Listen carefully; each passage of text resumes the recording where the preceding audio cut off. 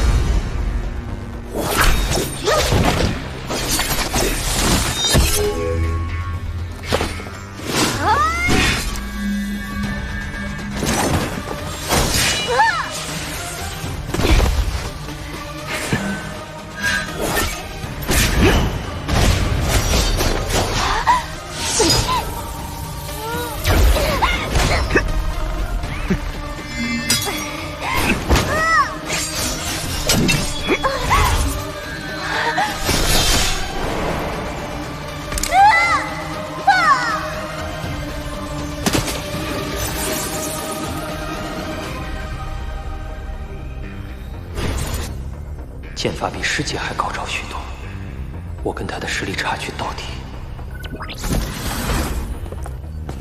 你看，我跟你说吧，就说赵若打不过坎迪斯，你还不相信？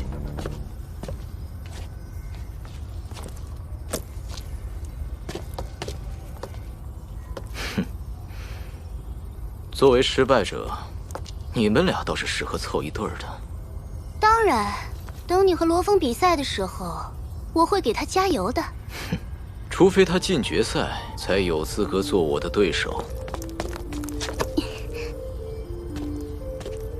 你们之间的游戏不想参加？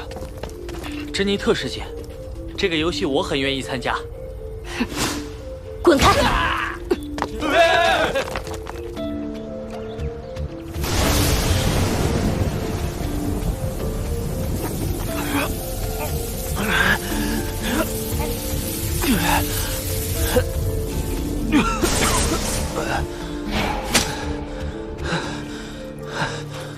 你要沉下心来。坎迪斯一路走来未尝败绩，而我却赢得磕磕绊绊。我必须尽快修炼提升，才能弥补我和他之间的差距。罗峰，欲速则不达。这2个月里，你身法、刀法和身体素质虽有进步，但坎迪斯的拳力至少有初级战神级的水准，对你有力量上的绝对压制。那我用精神念力的话，你的精神念力多用于猎杀怪兽，对人作战缺少经验，一旦被近身就危险了。不过，有一个方法可以弥补力量差距。什么方法？将9重雷刀突破至第4重，只是要在1个月内实现，很难。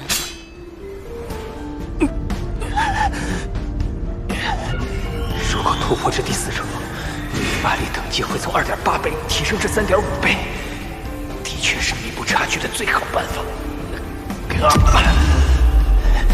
时间紧迫，只有边实战边突破了。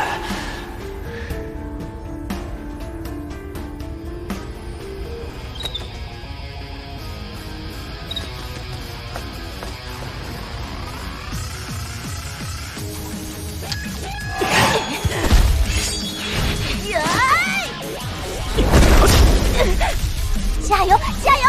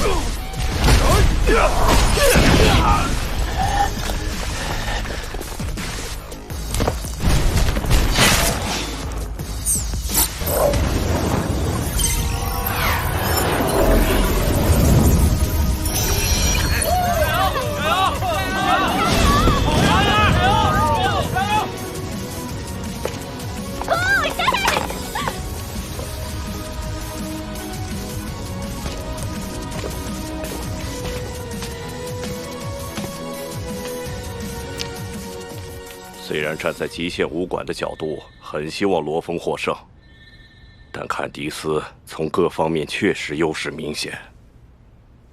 精英学院中都是万里挑一的王牌，这两人可以算是天才对天才。常规的数据预测对天才而言，恐怕就不是唯一的衡量标准了。哎，罗峰怎么样了？他的9重雷到第4重依旧没有突破迹象。不过我建议他仔细想想前3重突破时的相似之处，希望能对他有所帮助。相似之处究竟是什么？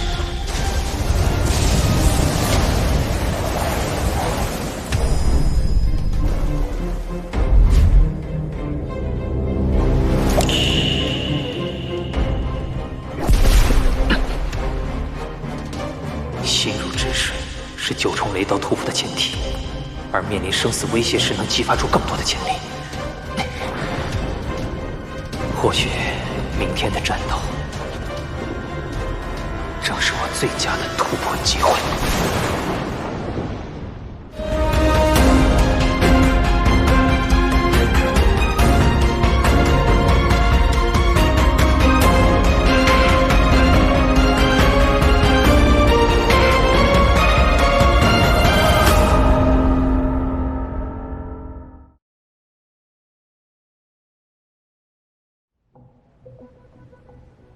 你要对挑战师的系统动手脚？我的黑客团队能短时间入侵你们的安全系统，只要将痛觉数值适当调高，就能干扰现实中罗峰的神经系统，让他无法正常行动，你就能赢下比赛了。姑妈，区罗峰还不值得大费周章，您就安心在家等好消息吧。我相信你的实力，可我不仅希望你能拿下名额，还需要你趁此机会替阿威报仇。生死历练在选拔赛结束后就开始了，到时候您有的是机会报仇。可这次的选拔赛是我向家族证明自己实力的机会，我绝不允许任何人破坏。坎迪斯，我这么做就是为了确保你能拿下名额，顺利保住你第1继承人的位置。如果您真的支持我作为家族第1继承人，就应该相信我能够有足够实力，堂堂正正地赢下比赛。姑妈，您非常关心我，希望把一切都为我安排好，就像您为表弟李威所做的一样。但是姑妈，你有没有想过，这可能就是导致他遇害的原因？你什么意思？因为是您让他以为自己的实力和他获得的地位一样强。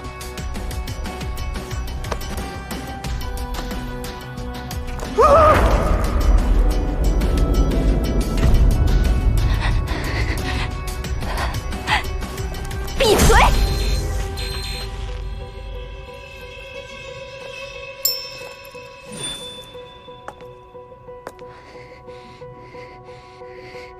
在和阿威有关的事情上，我绝不允许你反抗我。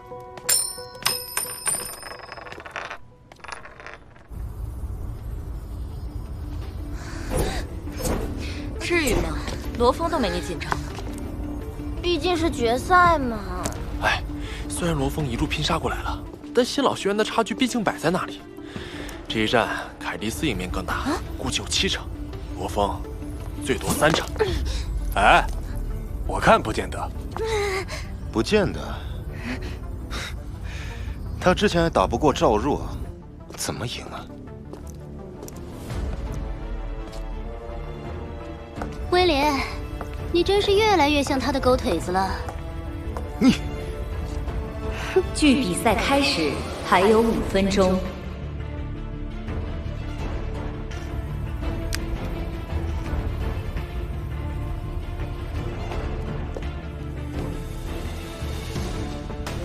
坎迪斯这小子，明明在权力场上厮杀，这种时候倒想起什么武者尊严来了。哼，没关系。黑客团队正在识别加载了罗峰数据的设备，很快就能完工。战斗开始。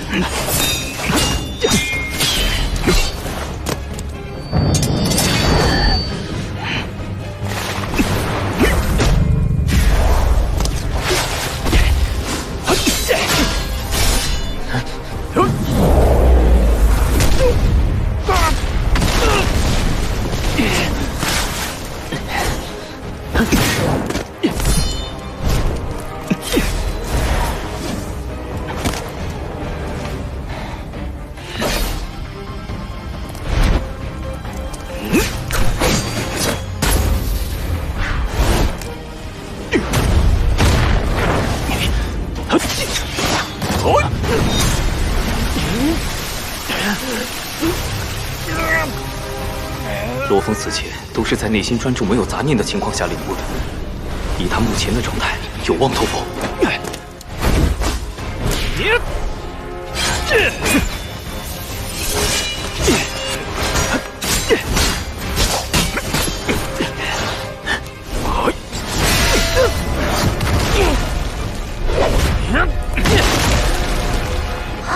这是罗峰在用精神念力控制腿部战甲贴在大楼上，寻找攻击角度。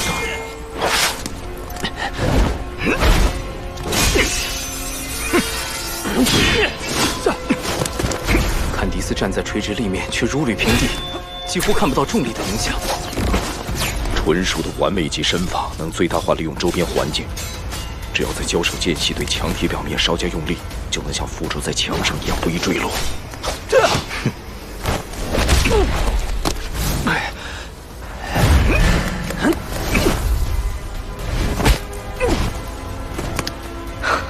不仅是借助墙壁，他甚至在借助罗峰的身体来调整自身重心。开始侵入。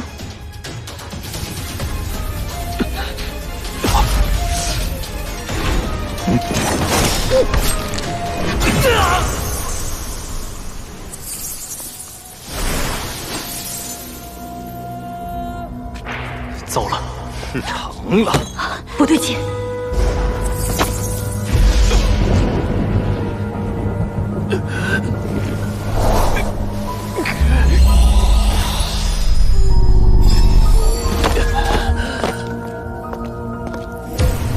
本来罗峰严防死守，我一时无法拿下，直到刚才，他身体出现了不自然的停顿，才被我斩去左臂。难道说，树枝篡改的生效时间只有30秒，快动手！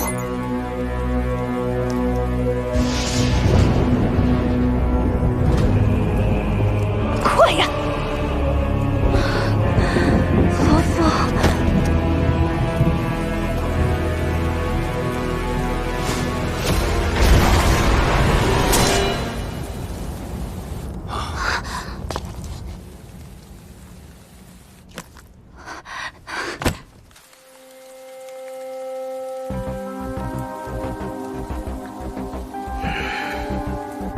他在等罗峰。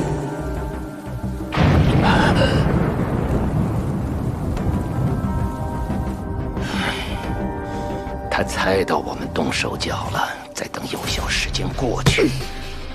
在维护武者尊严这一点上，他倒是和以前一样固执。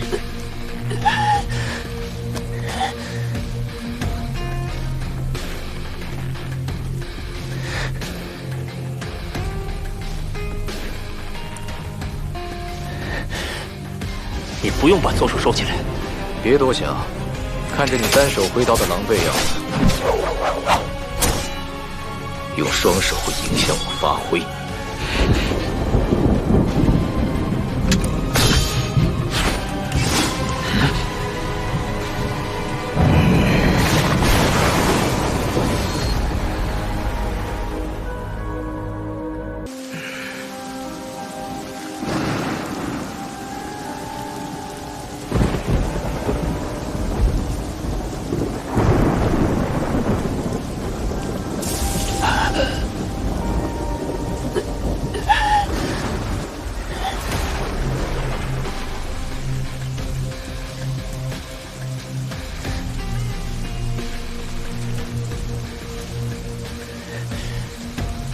不用把左手收起来。别多想，看着你单手挥刀的狼狈样子，用双手会影响我发挥。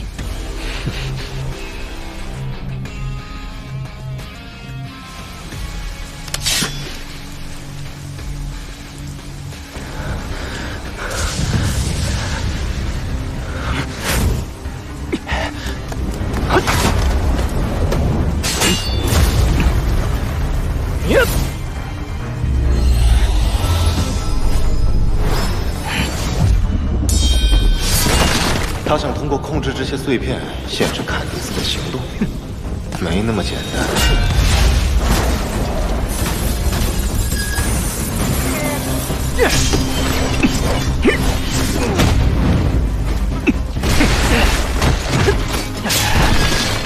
两人周围的零件碎片都成为双方影响对方的工具。罗峰攻势连绵，而坎迪斯每次移动都能最大幅度利用碎片的互相碰撞，反制对方。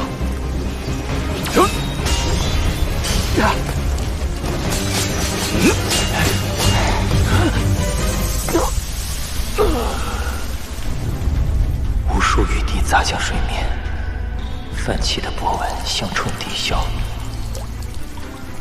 而仅有一颗雨滴落入平静水面，波纹却能扩散至水面尽头。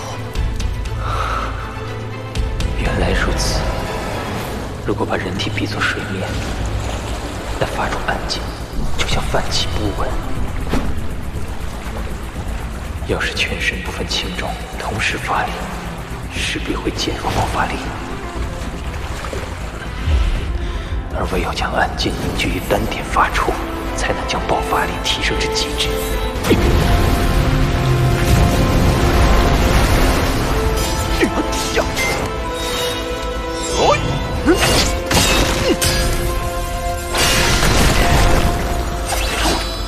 结束了。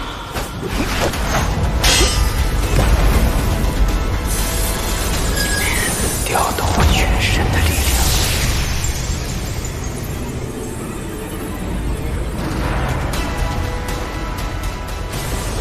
聚于一点。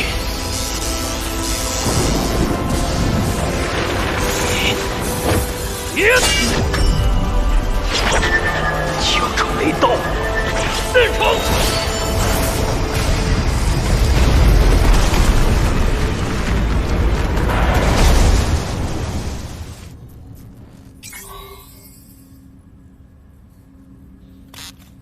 他竟然在最后时刻突破，赢了我。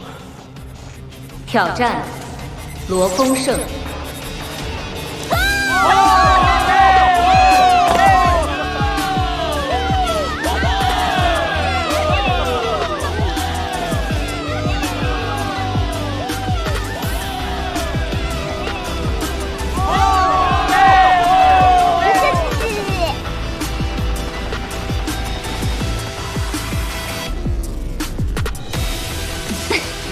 都怪坎迪斯没把握机会，非但没有赢，还让罗峰突破了。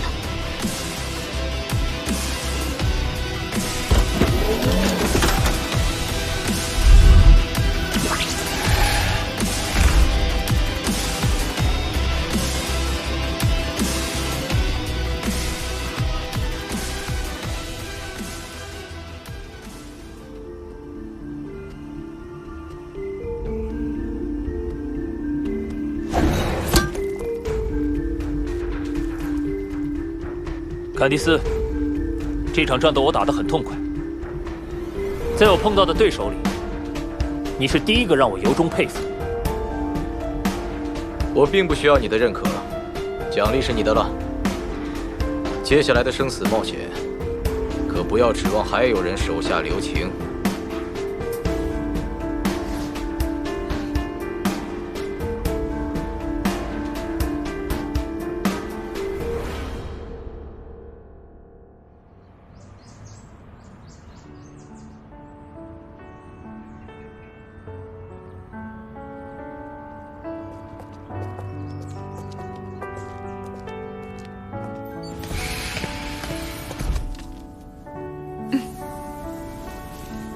小新啊，你看到消息了吗？哥哥算是佩服你的眼光了。现在全世界都在谈论罗峰，爷爷也在重新考虑与波莱纳斯家族的联姻。罗峰，谢谢你让我有勇气面对家族的压力，顺利度过危机。但这次南澳大陆之行，我无法替你分担风险。这是我亲手为你制作的平安符，希望它能保你平安。许昕，你放心，我绝不会没准备就去冒险的。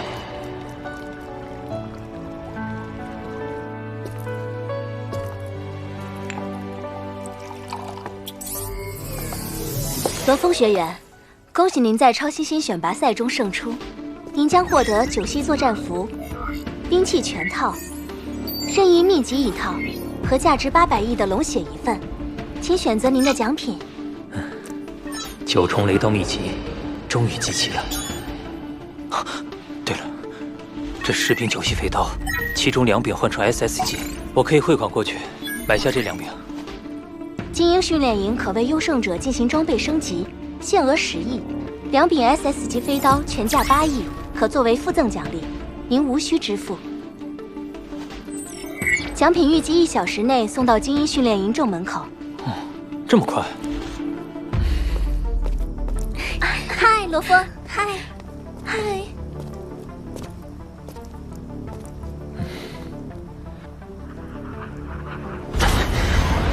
应该就是他了。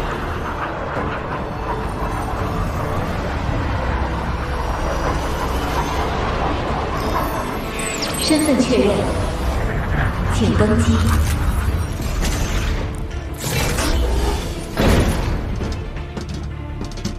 姜老师，杨老师，没想到这事还要麻烦你们。高价值的物品都会由总部指派人选进行押送，这一次的巨额奖励，这一点排场还是要的。从我带你来训练营报道，也就过去了5个月，但这段时间里，真的发生了不少事儿。罗峰，这份奖励能给予你极大助力。接下来的南澳大陆之行危机四伏，务必注意安全。是。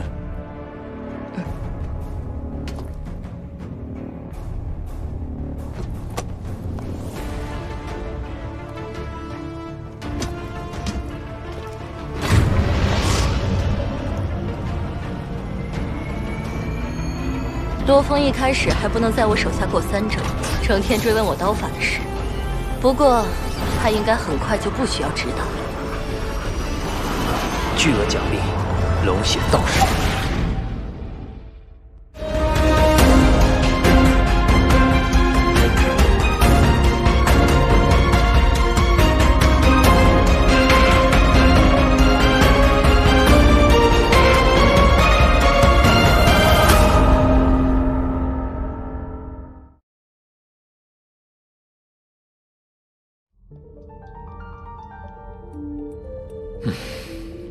以后不用再为秘籍花心思了。这就是龙血，光看外表，根本无法相信它价值800亿。有说明书，只要将龙血涂在身上任意部位，龙血就会自然渗透。我现在的身体素质是中级战将，使用龙血后，我至少能跨越2个级别。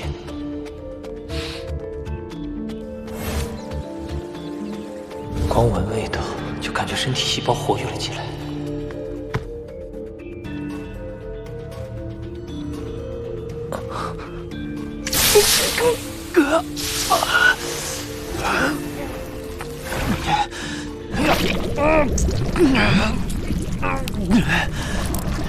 身体开始发热了，好像火烧一样。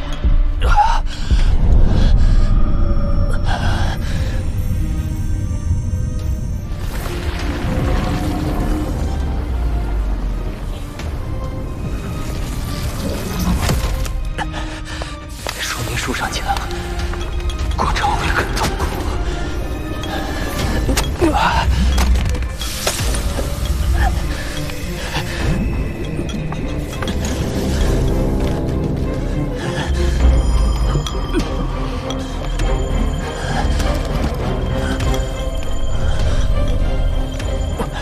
从小受斗藤影响，自然忍受力已经很强。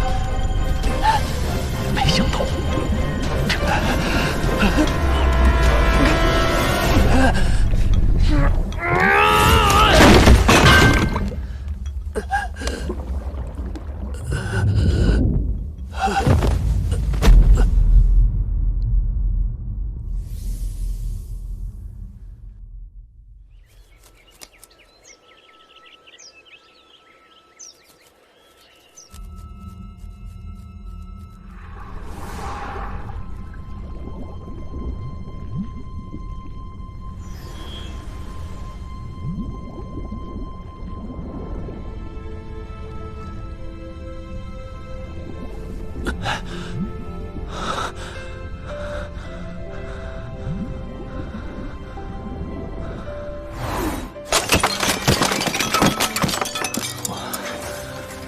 晕过去了。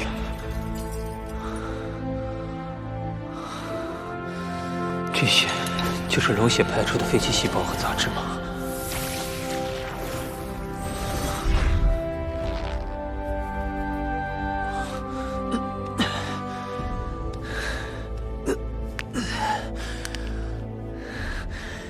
身体充满了力量，现在就去测试一下。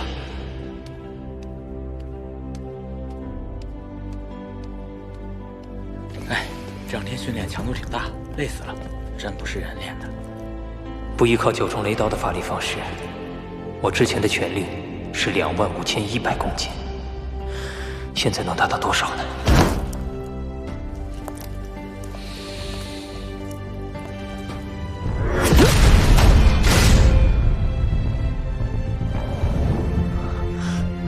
？63602公斤，比之前提升了2.5倍左右。这几乎是初等战神的最低线了。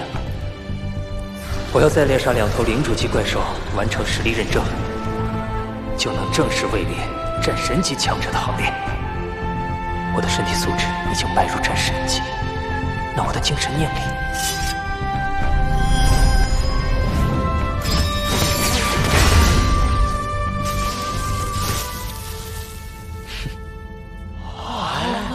我的天，怎么做到的？这太厉害了！好厉害，叫他来看看。真的太厉害了！最高22万公斤，罗峰完全突破了。罗峰飞刀的力量已堪比中等战神，再加上超10倍音速的速度，瞬间变向的攻击，即使高等战神也难以抵御。他已经是超越训练营所有学员的巅峰存在了。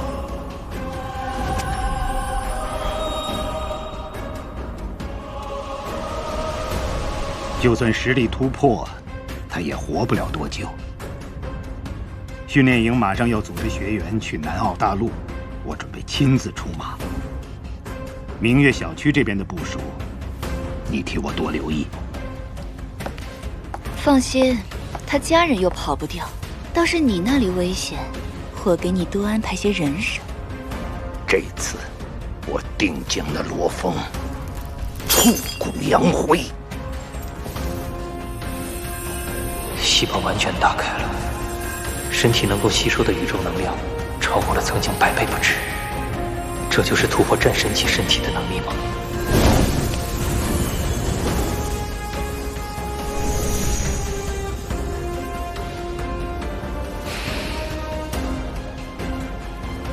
力量已经巩固完毕。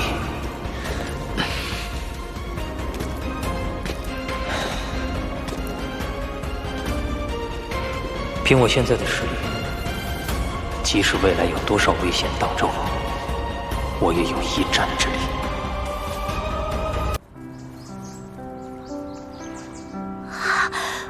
没想到这次生死冒险前，馆主会来，我都等不及要见馆主了。别花痴了。你说什么？哎，释迦师兄，馆主到底是什么样的？馆主红，怎么说呢？神灵，神灵。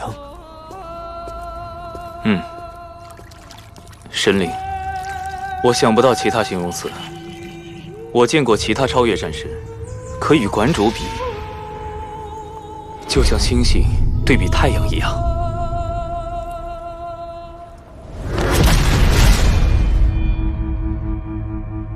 你们俩还是多花心思在即将到来的南澳大陆之行上吧，那里可是和羊卓州大荒漠、南亚美利加阿玛宗并列的世界3大险地之一。哎呀，我知道，南澳大陆自大涅槃后就成了怪兽的天堂，再厉害的武者在那儿待1个月，不死也得蜕层皮。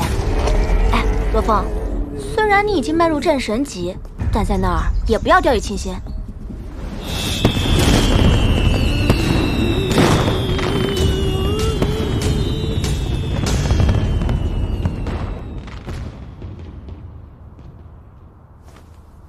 馆主来了。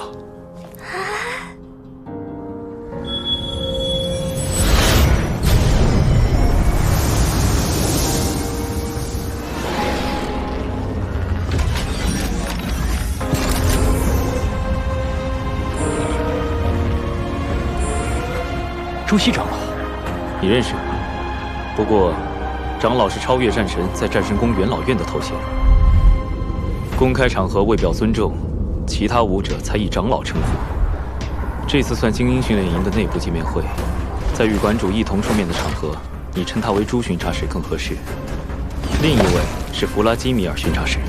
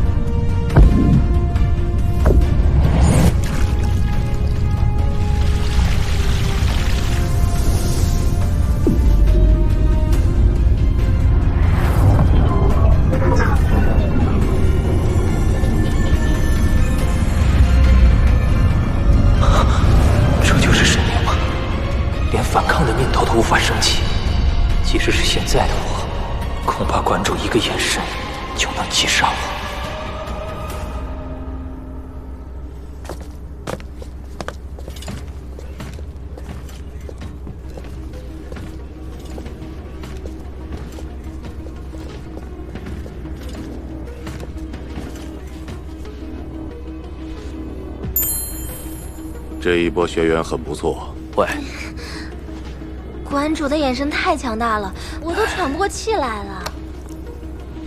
馆主，这一波学员有些个好苗子。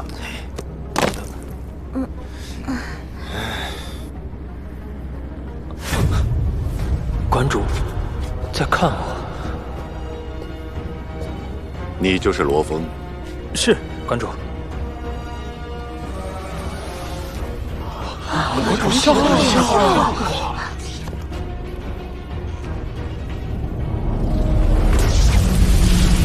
好强的精神念力！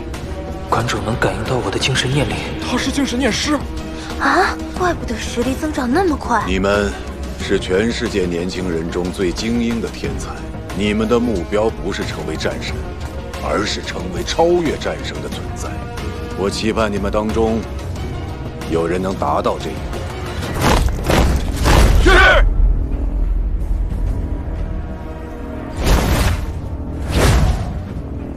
哇，太强了！馆主刚才散发的气场，简直就像天地的主宰。罗峰，走吧，馆主想单独见你。就我吗？你还愣着干什么？难道要让馆主等你？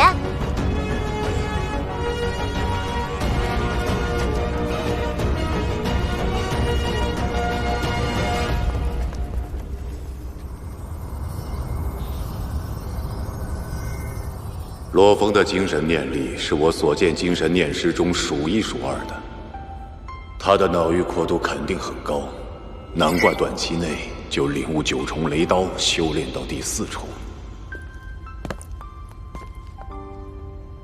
坐。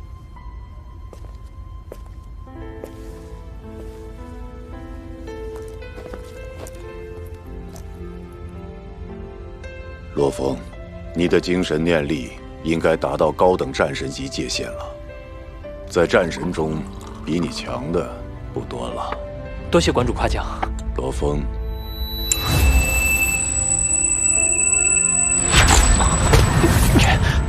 高速移动中，水面完全凝固静止，一旦停下，却似乎蕴含着惊涛骇浪。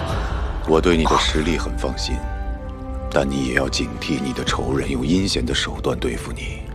馆主，您都知道了。超新星选拔决赛时，有人对挑战师的设备做了手脚，策划者很谨慎，线索追溯到黑客就断了。看来你得罪的人大有来头。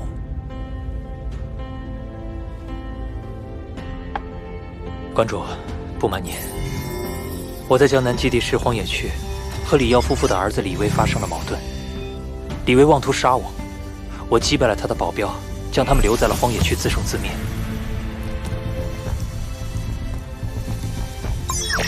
原来是号称秃鹫毒蝎的李耀夫妇，我听过那1000亿悬赏，这就是你隐藏自己金神念师身份的原因。不过，看他们的动向，你的身份他们应该早就知道了。馆主，我不怕他们，只是我的家人。放心，你是我极限武馆重点培养的人，我保证你的家人不会有事。谢谢馆主。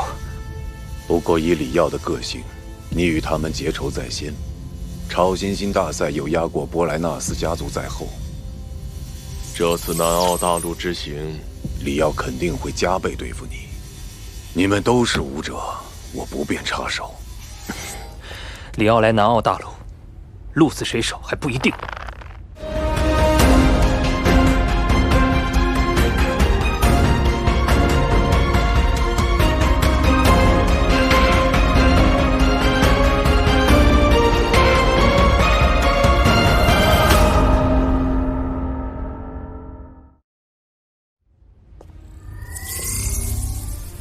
罗峰，我提醒你一句，李耀曾成功通过9号古文明遗迹的试炼，获得一套黑神套装。古文明遗迹试炼，馆主，那里究竟是什么地方？这处遗迹是未知文明用来选拔淘汰的试炼场，危险系数极高，只有战神才有资格进入，且致死率达70%以上。这么高？李耀能通过试炼，说明他实力极强，而黑神套装又能随心意形成防护战衣，甚至100%覆盖全身。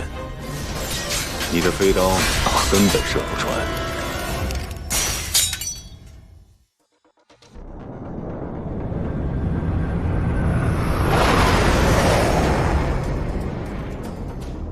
这里就是被称为3大兄弟之一的南澳大陆。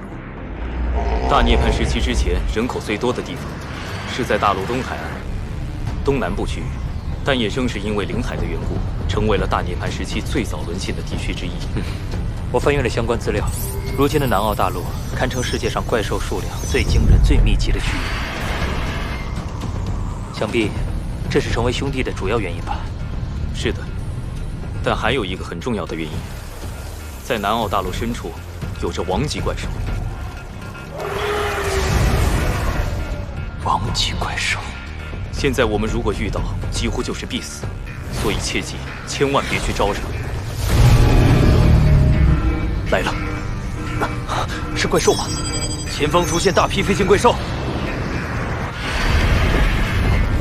这是南澳大陆的欢迎仪式，走完了。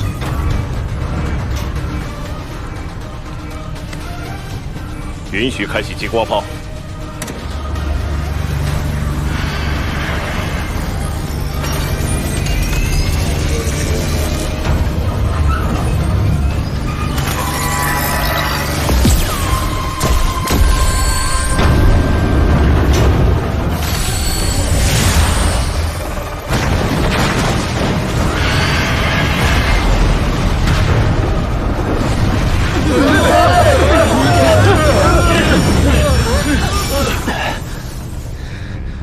难道这就是传说中的激光炮？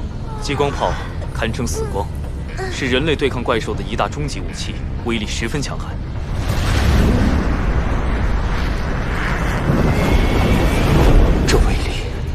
哪怕是战神级强者，也承受不了这样一击。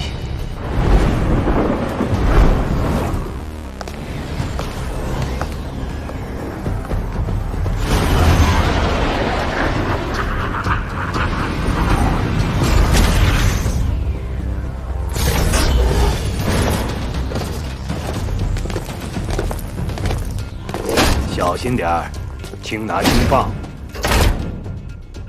这是我想尽办法弄来的，虽然不是最高级，但用它对付罗峰，绰绰有余。很好。喂，什么？哟，怎么了？韩夏国那边，我安排的人停止行动了。停止？是谁下的命令？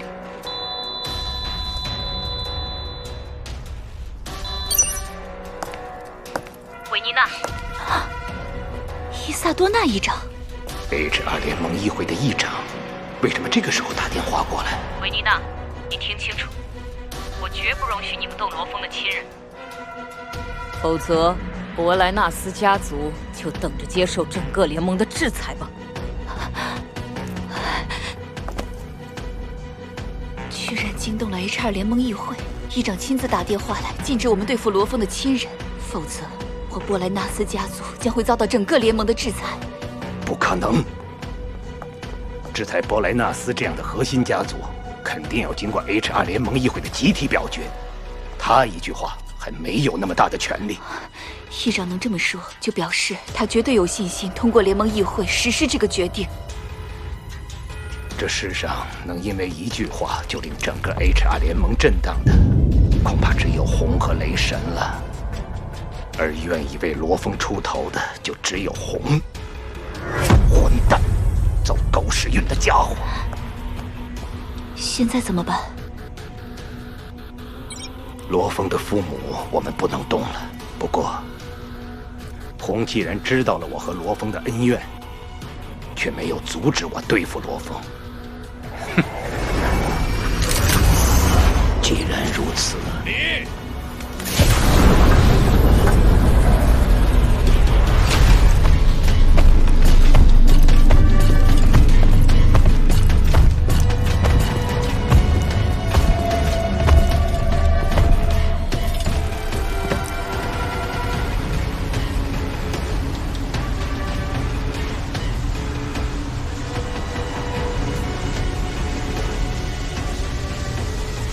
罗峰，准备承受来自战神的怒火吧。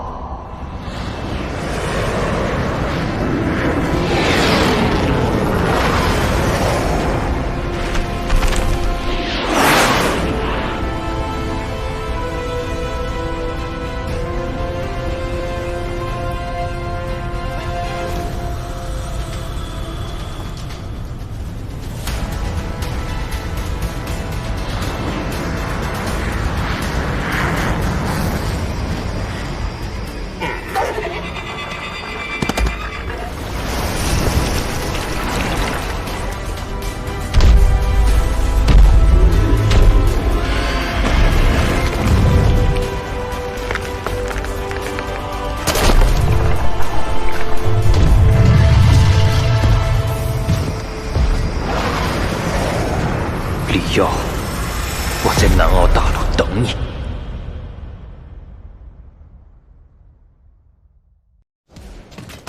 所有学员，请通过通讯手表记住现在位置的详细坐标。你们的任务是在南澳大陆中生活28天，28天后就在这个位置接所有的学员回红宁基地室。现在，你们的生死冒险正式开始。啊！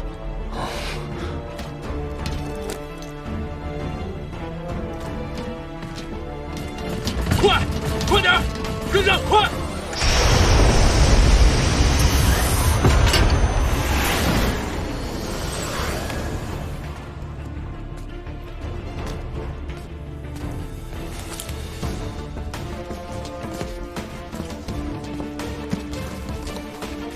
罗峰，我们现在所处腹地，甚至都很难找得到城市。能找到一个小镇，都算运气不错了。在野外，一个人想休息都是麻烦事，一旦睡着了，说不定在睡梦中就被怪兽给吃掉。要不，你我二人组成小队，怎么样？你我和石江师兄搭档也算不错，可是这次南澳大陆之行，李耀肯定会加倍对付你。师兄，这次我在南澳大陆还有一些复杂的事情，所以只能单独一人。好，你自己小心。如果你有事情，随时联系我。罗峰，虽然上次是你获得了最终奖励，但这次生死冒险看的是猎杀怪兽的数量，论实战经验，我可是不会输的。行，等28天后回来就能见分晓了。师姐可要注意安全。28天后见。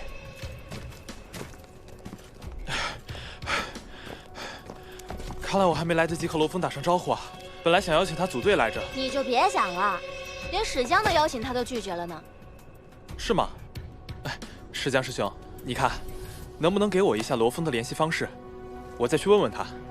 毕竟是凶险之地，即便不想组队，互相有个照应也总是好的。多谢，那我先走一步，跟我回见。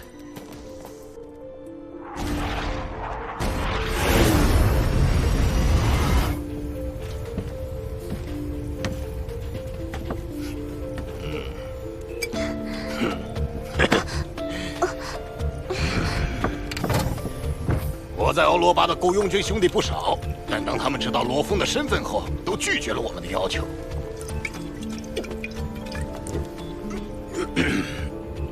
实在抱歉，李耀，没能帮上什么忙。没事，只要你能来就行了。只要你有需要，我就一定会赶来。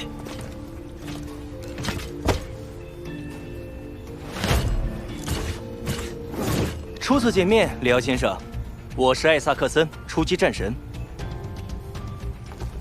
我来参加任务的目的很简单，挣钱。无论那小子是什么身份，只要钱给够，我就来。你没有依附任何势力，能走到战神这一步，属实不易。不过令我感到最意外的还是北元刚，晋升中级战神后，你的实力又精进了不少。哈哈，过奖了。和大名鼎鼎的秃鹫里奥的实力比起来，我还差得远呢。不知道这个叫罗峰的人有何能耐，竟需要你亲自前去击杀。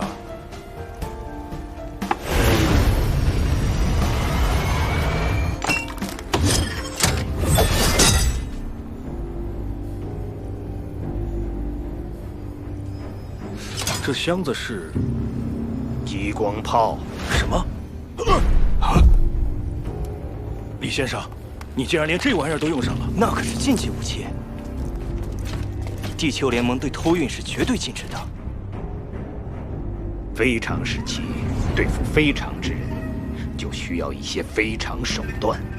哼，李先生有手段，佩服佩服。这武器可是用来对付王级怪兽的，不知道李先生有没有渠道弄一架过来？我出20倍成本价。20倍？对。李先生也知道，极东是岛国，本来防御就十分麻烦，海中怪兽的实力又尤为强大。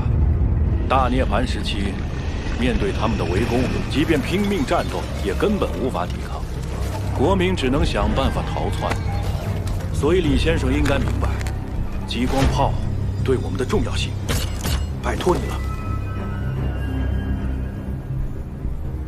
我理解你的想法，说实话，我也很想，但是不行，毕竟是禁忌武器，用完后还是要立刻放回去的。丢失时间太长，万一被查出来，到时候麻烦就大了。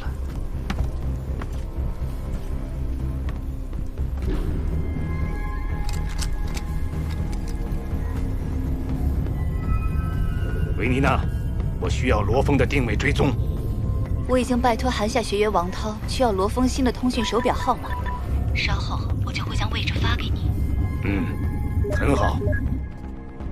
任务完成，轻轻松松。不如保险起见，我们跟着罗峰的方向出发，好随时汇报他的动态。这场行动我是不会参加的。这件事是最后一次。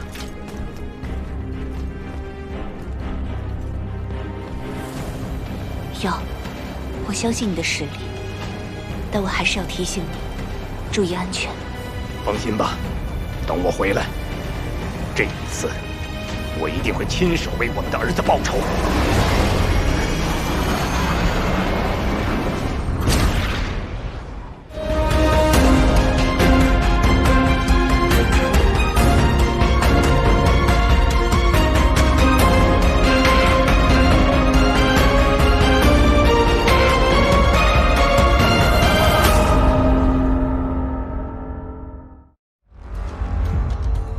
可惜，让那只银电蟒逃脱了。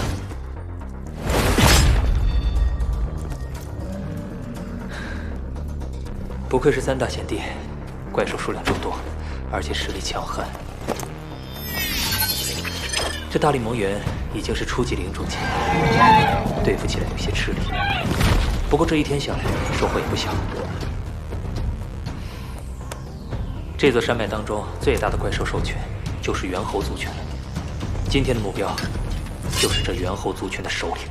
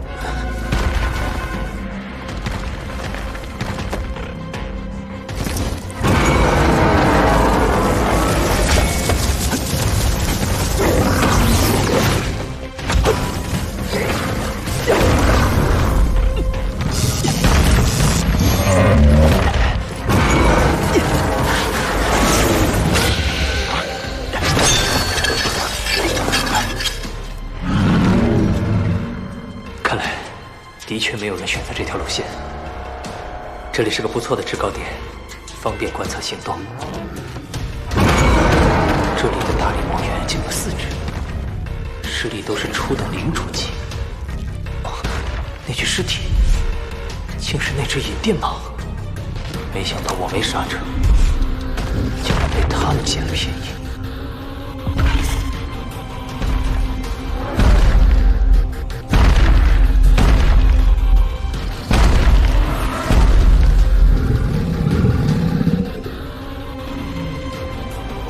高等领主的金刚猿，看来他才是这里的首领。金刚猿本身力大无穷，正面作战绝非上策。而且在这种环境下，一旦让他逃跑，我肯定抓不住。机会只有一次，必须快速解决阵头。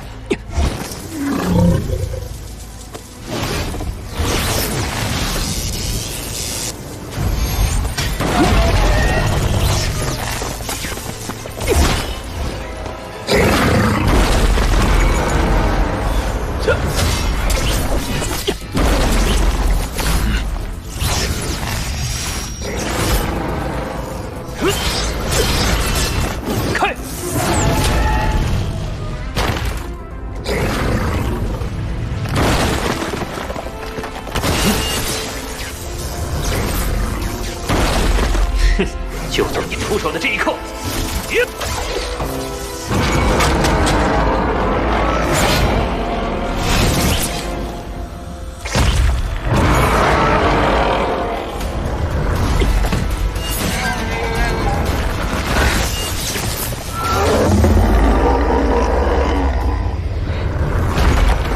这架势，他要准备逃跑。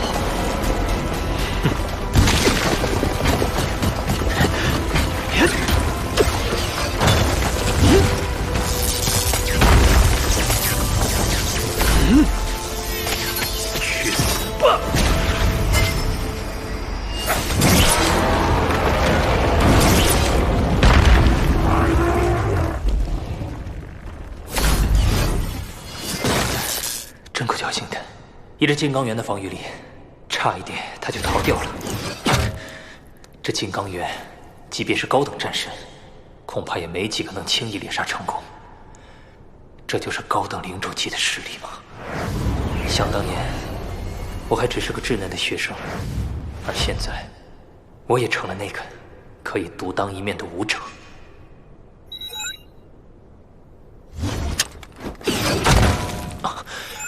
石江师兄，在你走之后，王涛来问我要了你的通讯手表号码，我想得给你说一声，他跟坎迪斯交情不错，你自己小心一点。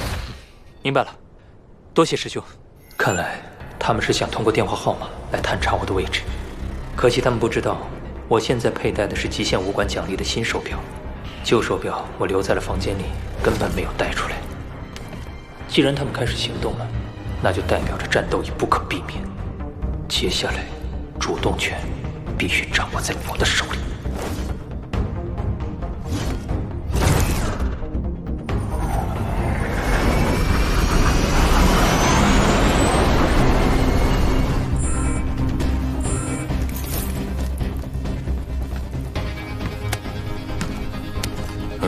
这不是还没到达预定位置吗？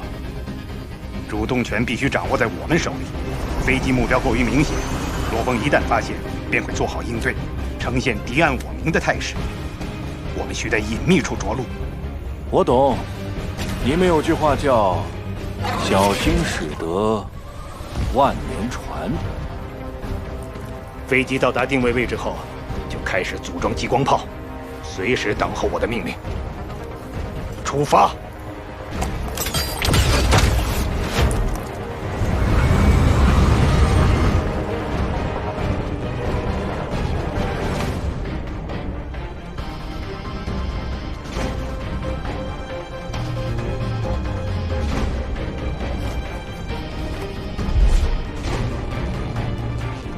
以飞行科技的速度，应该很快才对。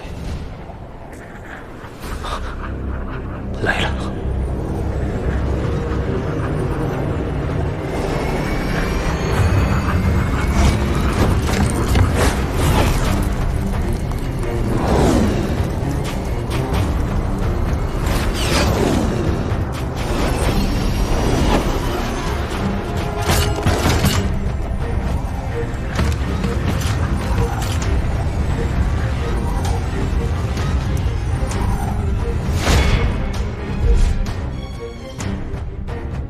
秃鹫里奥身边的3位应该都是战神，这里奥果真是有备而来。不过，怎么没看到鲁谢维尼娜呢？来了不少人嘛，还有不少箱子。秃鹫里奥，你来追杀我，我也得先去拜会你。从山脚到他们所在的地方，大概有3里远。我整个人降低高度，通过精神念力贴地飞行，借着杂草掩护，朝那边靠近过去。他们应该发现不了，就这么办。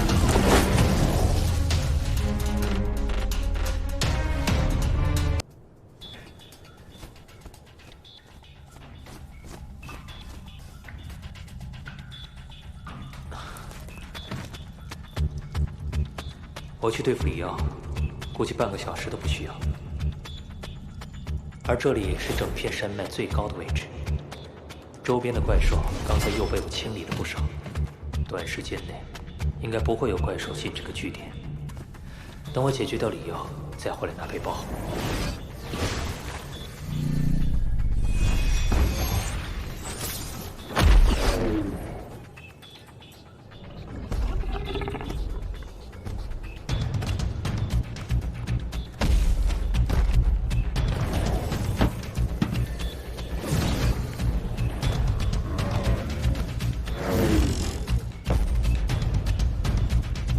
快点！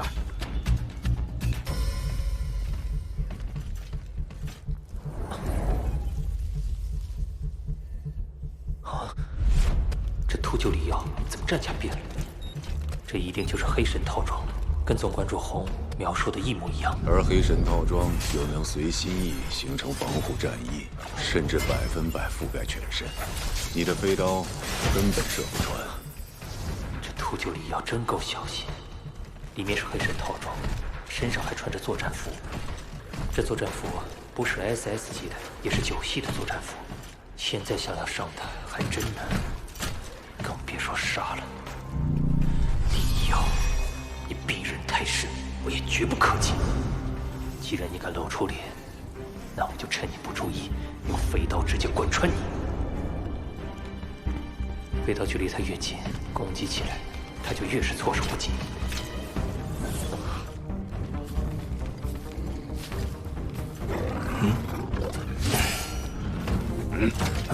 绕，走这边，别去惹前面那群怪兽。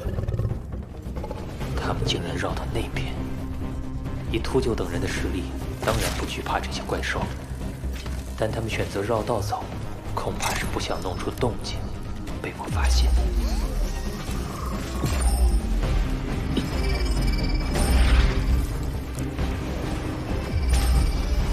我的飞刀在100米内才能保持最强威力，现在我和他们的距离已经超过了100米，必须得再靠近点。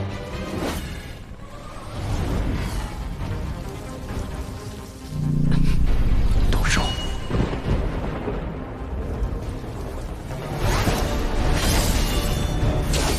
李耀！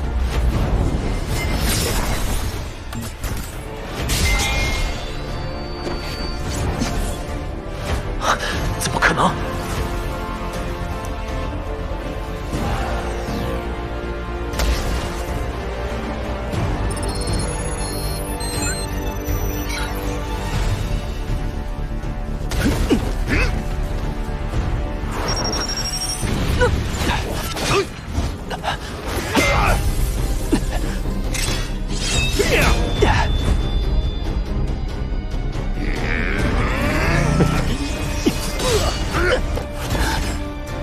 我就不信了。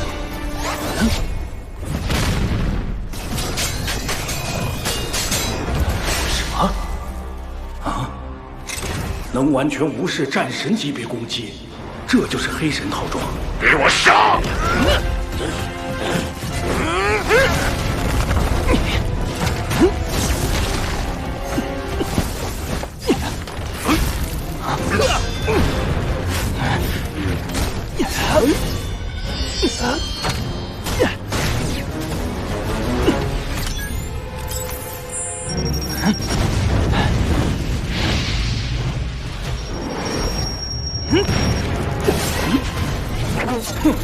战神级精神念师不过如此。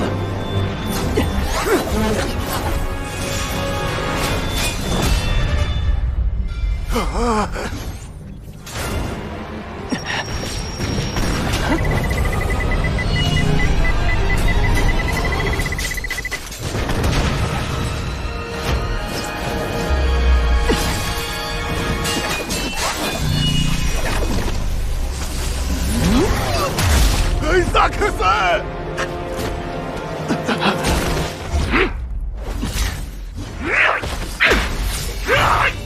死吧！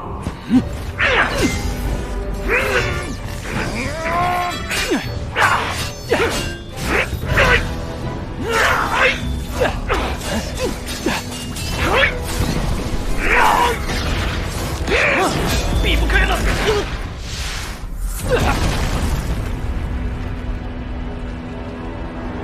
你要这一击至少有100万攻击。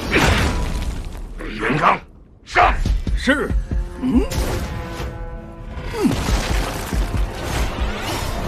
现身吧！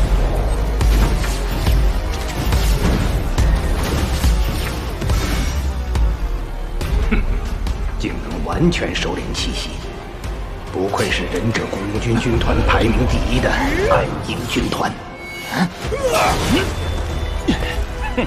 韩夏国的天才战神，今天要死在我手上！好诡异的身法，完全捕捉不到他们的行动轨迹。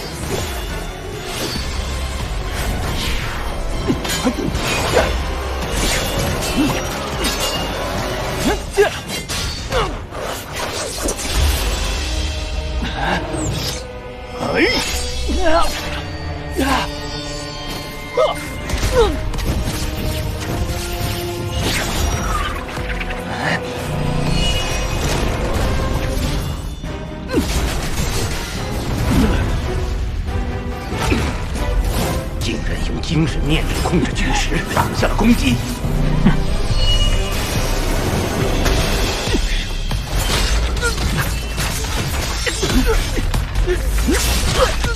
身法快到这种程度，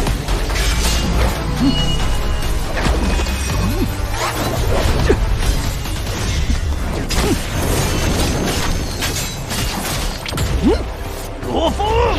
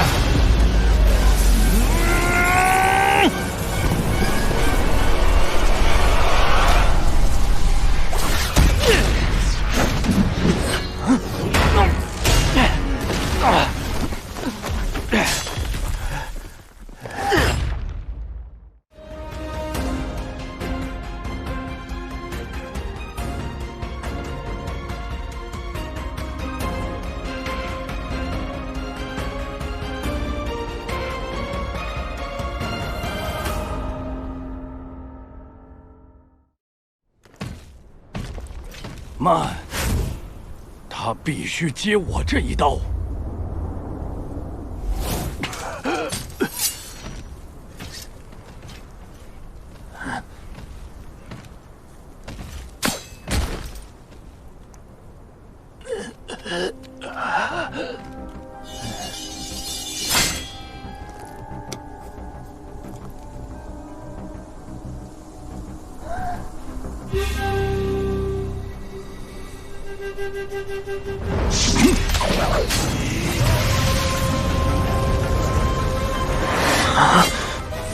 罗峰，能死在这一招下，是你的荣幸。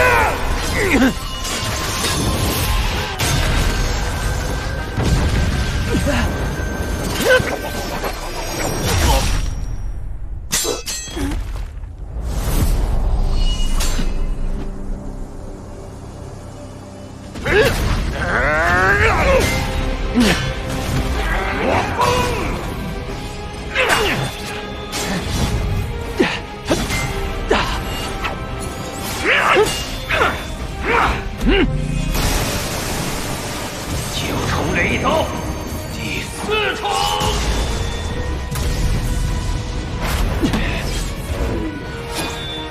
放马过来吧！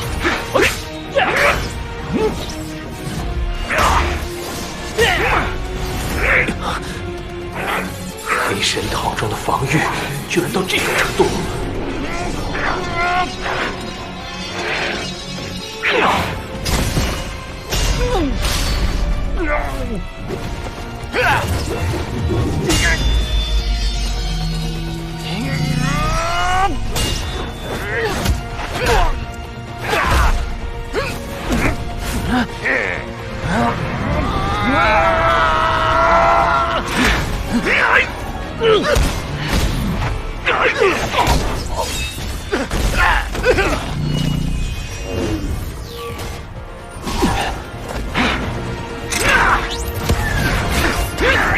往哪里走？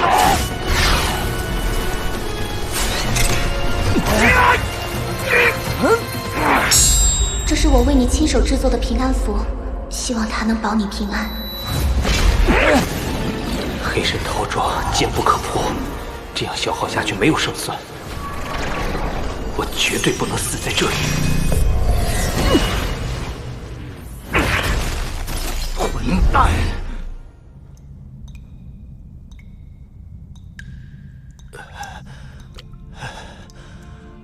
还好，骨头没断掉。这秃鹫里奥的速度、攻击、防御都比我强。更可怕的是他那黑神套装竟然还能让手臂伸长。刚才若不是我逃得快，恐怕就死在那里了。下次跟着里奥战斗，一定要保持超过20米的距离。不过，我刚才也伤了他们那么多人，李耀短时间内应该不会招来，我得赶紧恢复体力才行。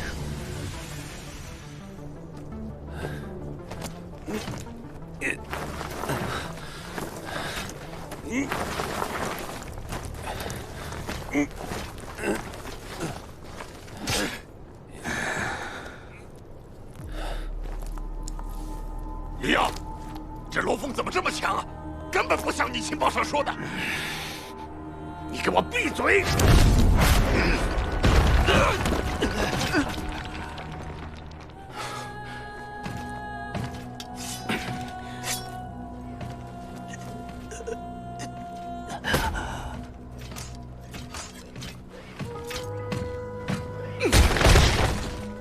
这秃鹫果真是凶残至极，确认是废物。我当初怎么愿意来赚他的钱？没想到这罗峰竟然已经成长到这么强了。如果不是有黑神套装，恐怕我都没把握击败他。而且他知道我这黑神套装的厉害，下次就不会轻易让我近身了。不过，只要继续追杀他，再逼他升空，一旦被激光炮瞄准，他必死无疑。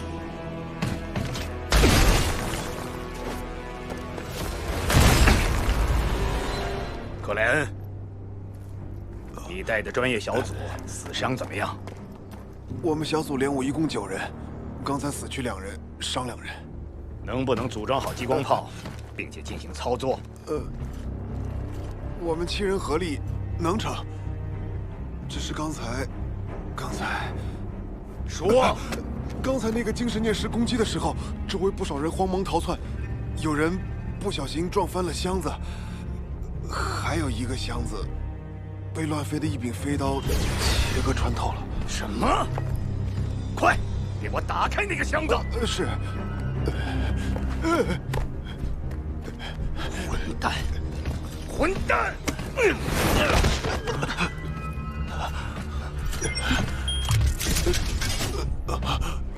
要是激光炮摧毁无法组装，那我们这些人的下场恐怕只有死路一条。上帝保佑！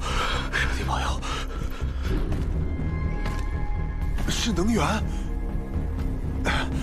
李先生，我们的运气实在是太好了。此次被损毁的是2个能源单位，可是还有1个能源单位完好。也就是说，这激光炮能够发动1次最高频率攻击，次一级可以发动3次。幸好是能源，次一级攻击能有3次也算不错了。这3次攻击，每次都能轻易灭掉最强的战神、最强的领主级怪兽。立刻组装。是。罗峰死在激光炮下，你也足以自豪了。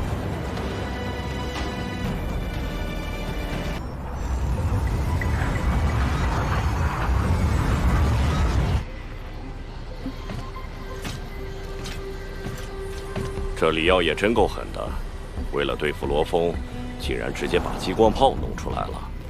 这么多年，我还没在基地室外见过激光炮。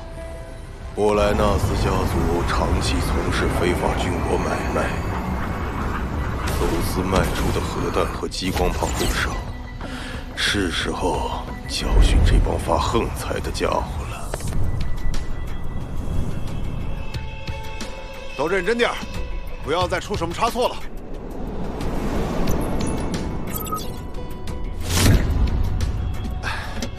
李先生，激光炮全部组装完毕。目标锁定完成了吗？罗峰在距离我们3公里处的山脉里，但因为人类体积太小，雷达只能够勉强发现它。一旦距离再远，就很难锁定了。哼，那现在能击杀它吗？不能。目标现在在山脉内部，可山体足足有超过3万米厚度的岩石，激光在射中目标之前，威力肯定已经损耗殆尽了。不过，只要他从山脉中冒头，或者只要阻碍的岩石厚度在10米内，就能击杀他。很好，给我锁定罗峰，我就不信了。你这小子的阴险，肯定会使用望远镜偷看我这儿。一旦目标处于可射杀状态，直接将其击杀。是。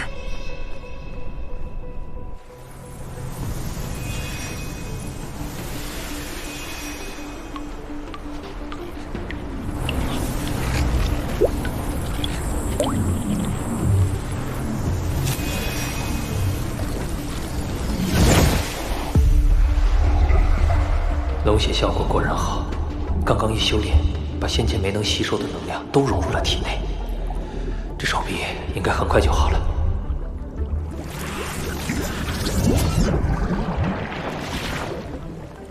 我去看看李瑶他们在干什么。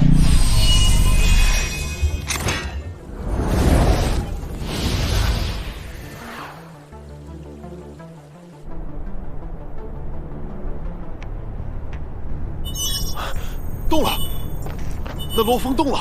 哦，什么时候可以发射？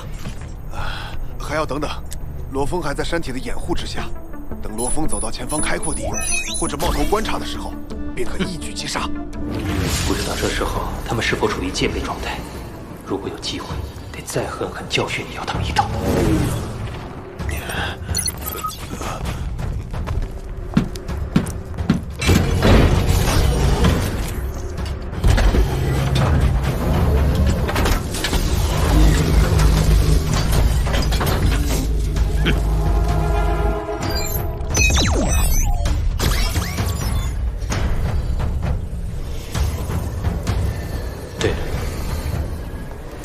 还带着不少箱子过来，而且搬动箱子的时候还那么小心，肯定是重要的东西，到时候一并毁掉。不对，不远万里过来追杀，李瑶不可能带没用的箱子。精神念石只要飞起来，李瑶就算再厉害也杀不了。人类中对战神级精神念石有威胁的武器，只有核武器和激光炮。从变形性来看，那箱子里装的恐怕就是激光炮了。他怎么往回走了？难道这小子发现激光炮了？可怕，差一点被瞄准了。幸好有这大山阻挡，他们现在暂时没办法。眼下我绝不能冒头，现在只有逃，逃得远远的。激光炮虽然是光速攻击，但是有距离限制，拉开一定距离后，他就根本无法发现我。接下来就是去哪儿的问题了。距这里大概3公里的地方有一条河，水能折射光，而激光炮轰在河流上，一是蒸发大量气体，二是产生折射，这些都会导致能量衰减，所以那里就是我的生路。这片水域为什么是灰色的？没有任何地质地形数据，这是非常奇怪的情况。先进入大湖深处，脱离激光炮的威胁范围，是当务之急。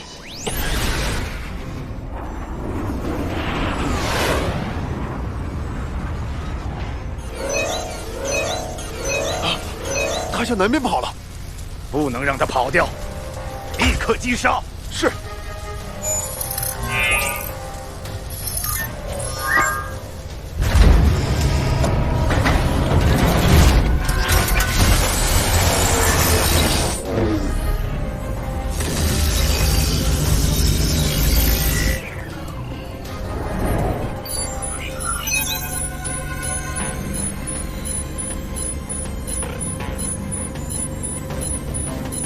李耀先生，远处一架极限武馆的战机正高速接近。啊！该死！没想到这么快就被极限武馆发现了。怎么办？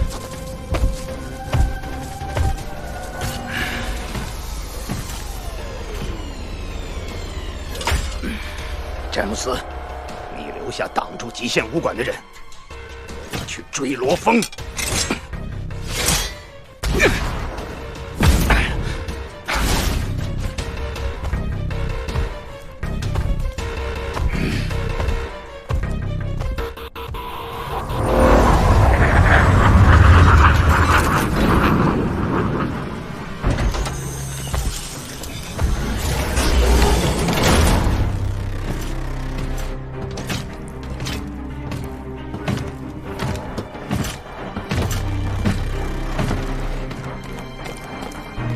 詹姆斯先生。那我们别轻举妄动。这2位极限武馆的来头不小，一个是总部的特派员杨辉，另一个是5大巡查使之一的弗拉基米尔。他的实力达到了超越战胜级，我们得罪不起。詹姆斯，怎么只有你一个？里奥人呢？这个，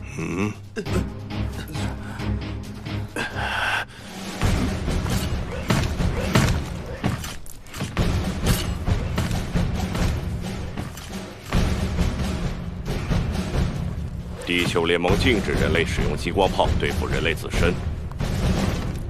奉总馆主的命令，这架激光炮我们会将它带走，请各位配合。什么？这是我们波莱纳斯家族？你有异议？我们没有。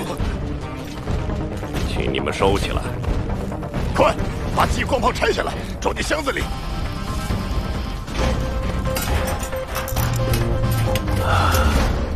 告诉里奥，很快他就要为他的愚蠢付出代价。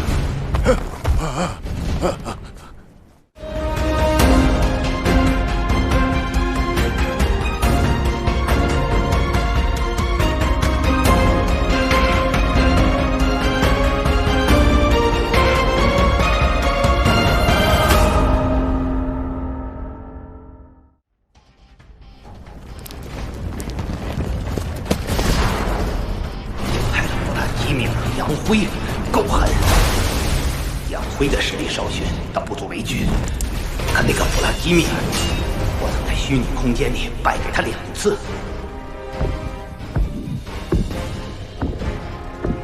以这罗峰的天才实力，极限武馆肯定看中。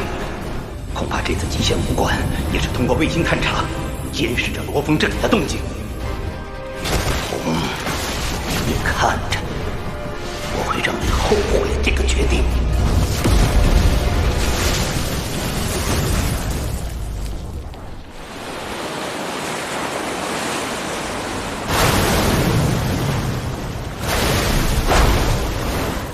只有进入水中，能在很大程度上摆脱激光炮的威胁。不过，里奥仍会使用追踪定位手段追上我。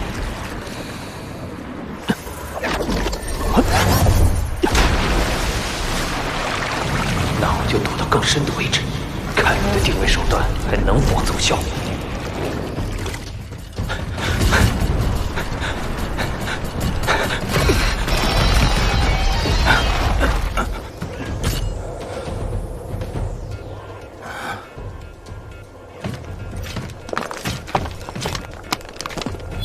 我这里罗峰定位有问题，你那边的雷达有没有探测到罗峰位置？李先生，那罗峰刚才沿着河流迅速朝南方前进，现在距离太远，雷达根本发现不了罗峰。什么？发现不了了？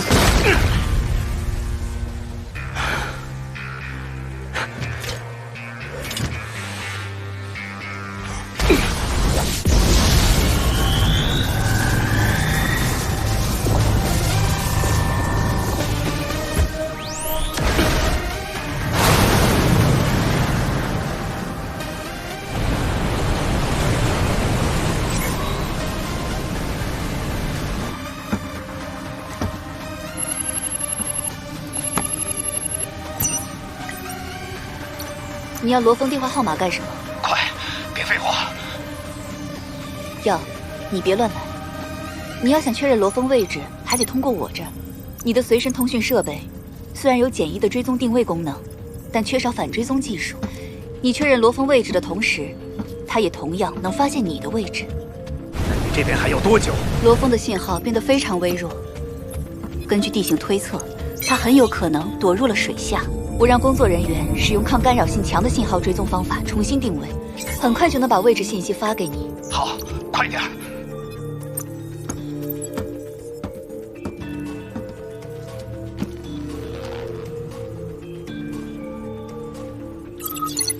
夫人，位置坐标确认，直接传送给先生。这条河流才10余米宽，就算有怪兽，一般也不强。真正强大的水类怪兽，会在大的湖泽或者海域暴露。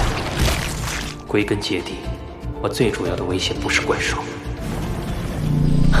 远处有东西在迅速靠近，看来李耀还能追踪到我。我最高速度能达到500米每秒，但李耀作为高级战神，肯定略高于我。我迟早会被追上。当初就是因为手表的号码泄露，让李耀追踪到了我。看来只有彻底关闭通讯手表了。想找到我，抱歉了。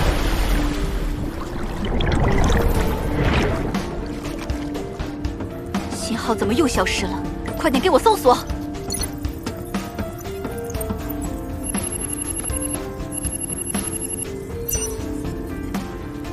坐标呢？我问你，坐标呢？我还想知道呢。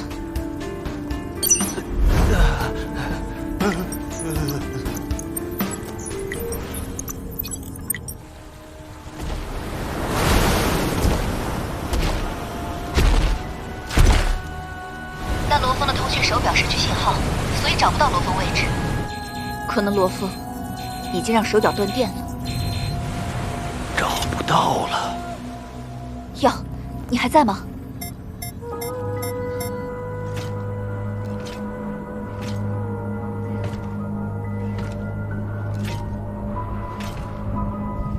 我万里迢迢从欧罗巴带人马赶过来，一来就被杀得人仰马翻。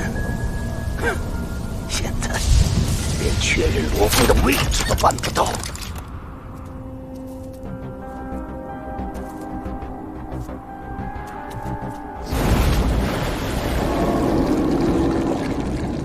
通讯手表关闭，李耀失去了追踪位置的手段。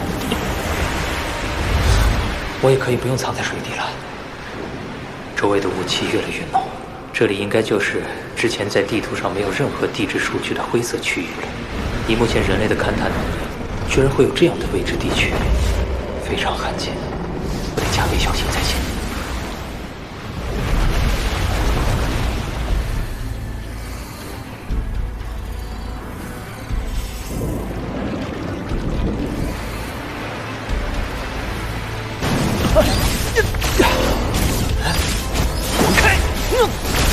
超高压电流，怎么回事？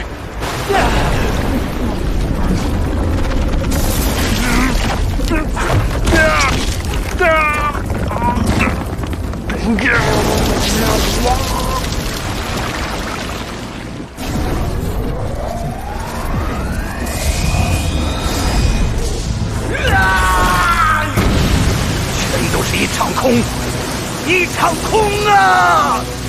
可恶！我唯一的儿子死了，罗峰，你休想活着！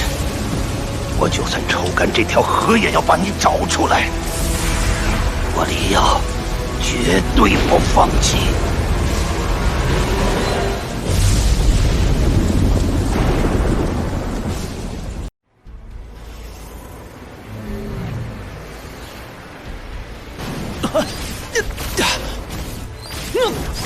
超高压电流，怎么回事？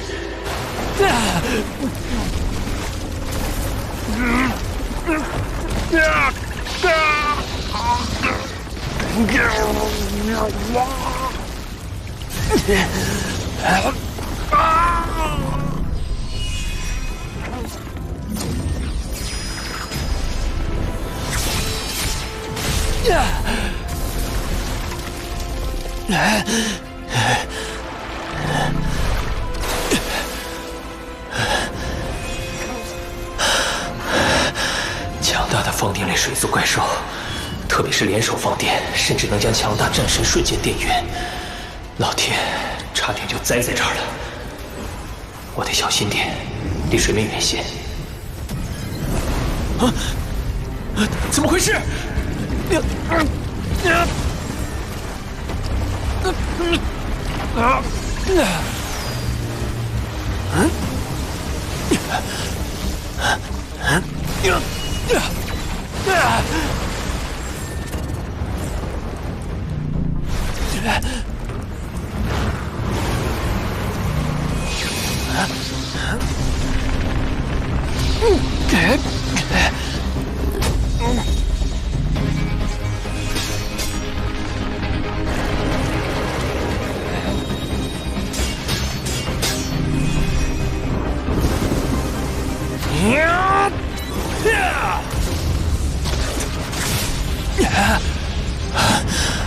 的怪兽，就连我的 SS 级飞刀也只能勉强擦破了它表层的皮肉。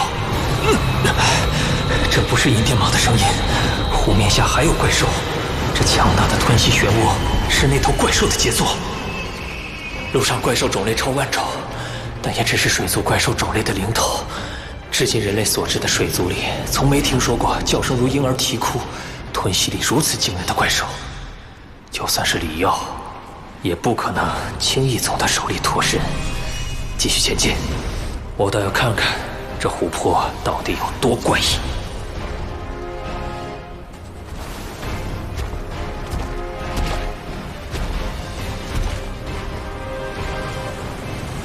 罗峰，你躲吧，躲得过初一，躲不过15。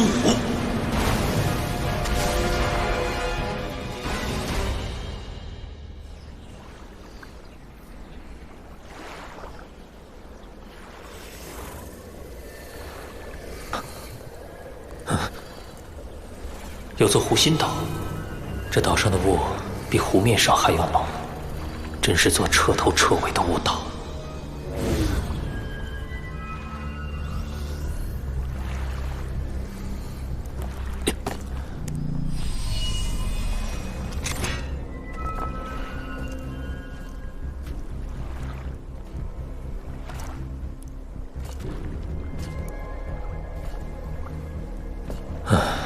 这岛屿怎么这么安静？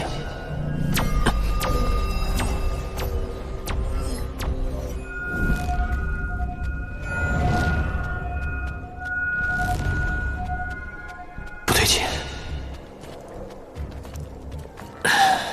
我从没觉得那么心悸过。湖泊被强大的水族怪兽占据，而湖心岛却感应不到一头怪兽。这湖泊诡异，岛屿也诡异。李耀如果知道我的位置，一定会不顾一切地赶过来。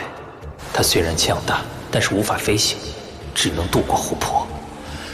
而这湖泊里到处都是强大的水族怪兽，要想活着过来，难度也极大。李耀，你也该来了。罗峰的坐标。要，罗峰的坐标你收到了吧？你确定是他？你是怎么得到坐标的？那罗峰不知道怎么回事，又开启了通讯手表。我担心这是他的陷阱，想引你过去。陷阱？我有黑神套装傍身，只有超越战神才能伤我。罗峰，哼，他能有什么手段？挂了。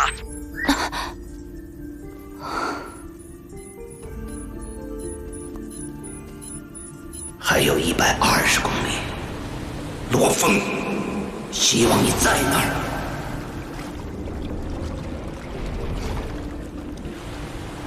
这罗峰还真会躲，竟特地选了一个满是雾气的湖泊岛屿。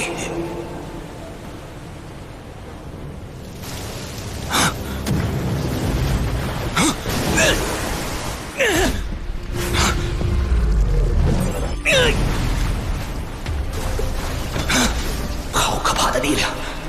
单单这一抽，绝对有领主级实力。这湖泊中竟然有这么强大的水族怪兽！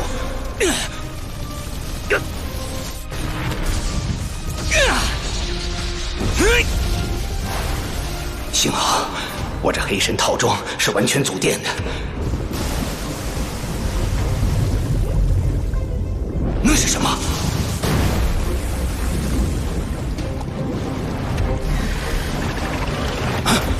不好！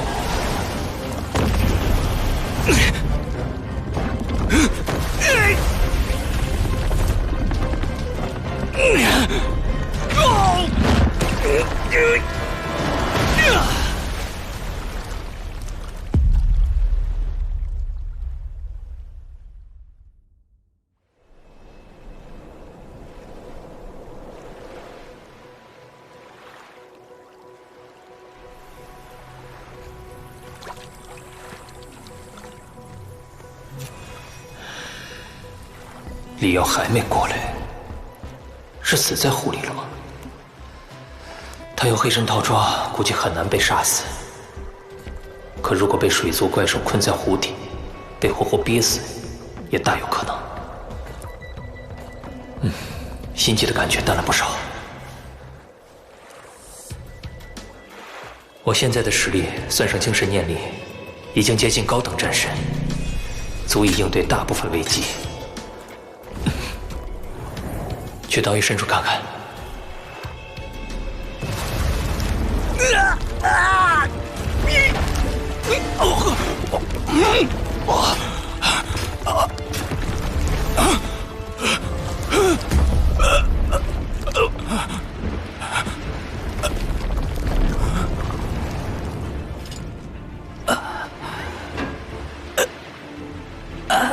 怎么回事？这头领主级水兽居然突然退走了，没有继续追击。他是在害怕什么？难道这座岛上有什么东西让他不敢靠近？幸亏黑神套装能随意变换形态助我逃脱，否则10条命都不够死的。贝妮娜，给我重新确认罗峰的位置。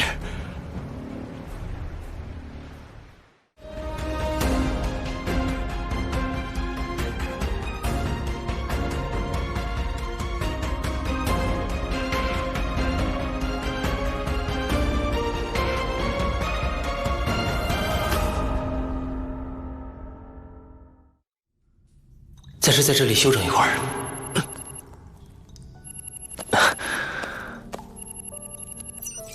哥，你在南澳大陆怎么样？放心，我现在很安全。安全就好。我在网上查南澳大陆的资料，没想到那里的怪兽竟然那么危险。哥，你一定要小心。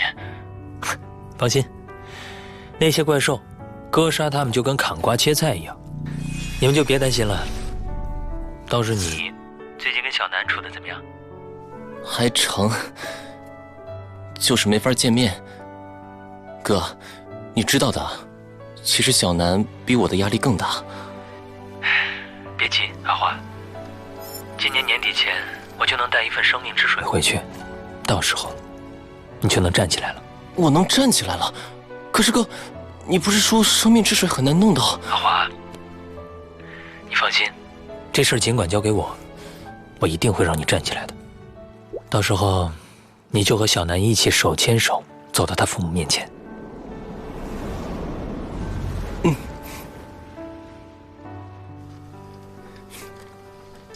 谢谢哥。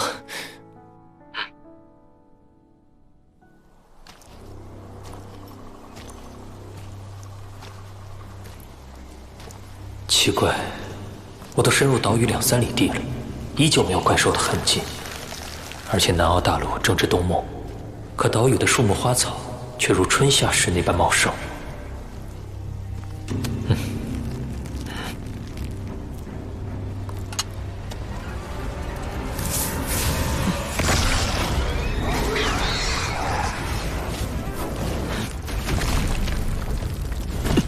怪兽，居然是植物系怪兽！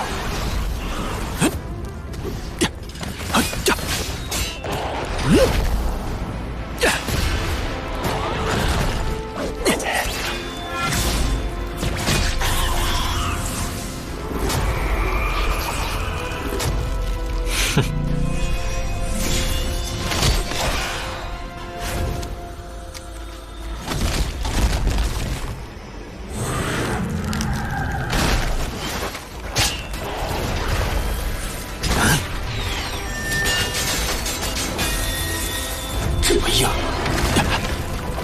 ，2把不够，那就尝尝6把。哼！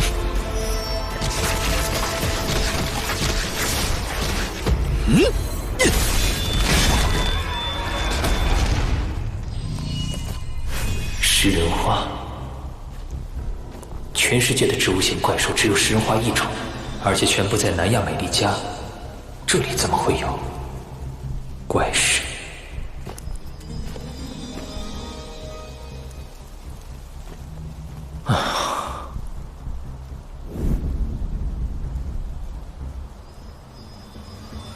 柳树，长得可真壮观呢。1、2、3，一共9棵柳树。这最细的一棵直径大概有1米，那最粗的看起来至少也有3米。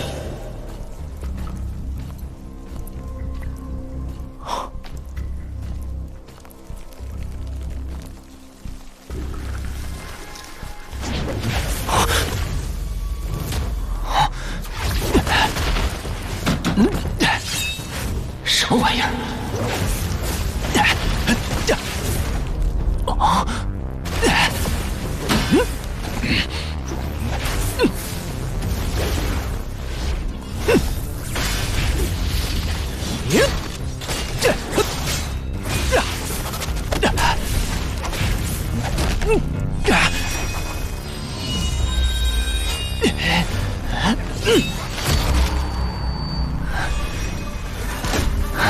这些柳枝每一根的韧度，恐怕都能抵挡高等战将级武者的怒劈了。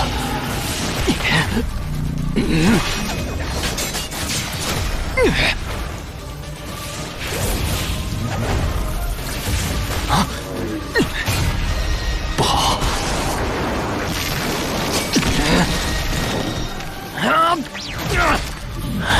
那淡金色柳枝比这些普通柳枝坚硬数倍，我割断一根就那么艰难。一旦被包裹住，被围剿了，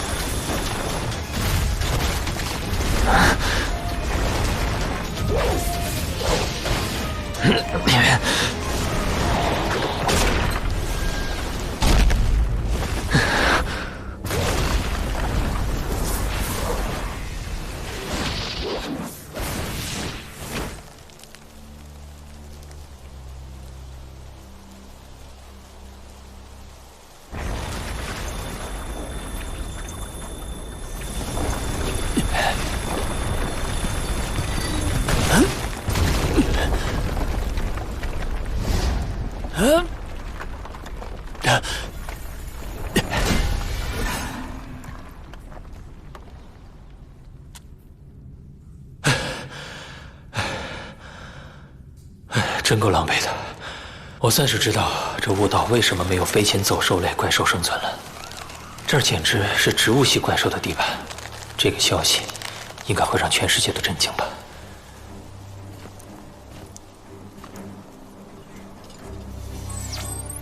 通讯手表在战斗中受损了，只能标记大概位置。可恶！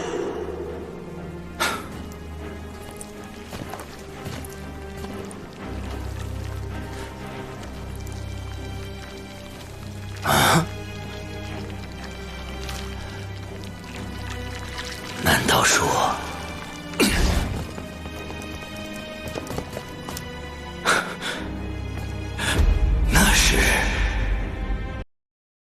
已经下午3点了，再去上面看看。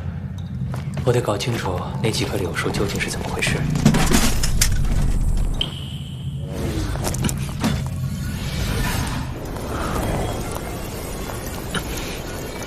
不能按月落返回，得远离柳树的攻击范围。人生是理由。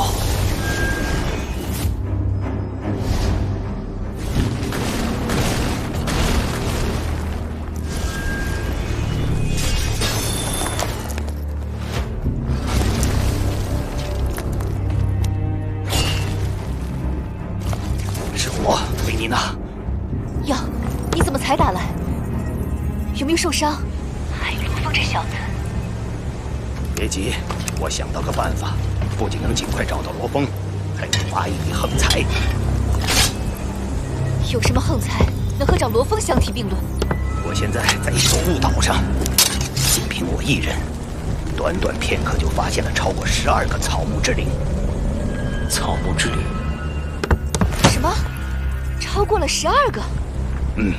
这座墓道非常奇特，没有任何怪兽，但草木之灵的数量十分可观。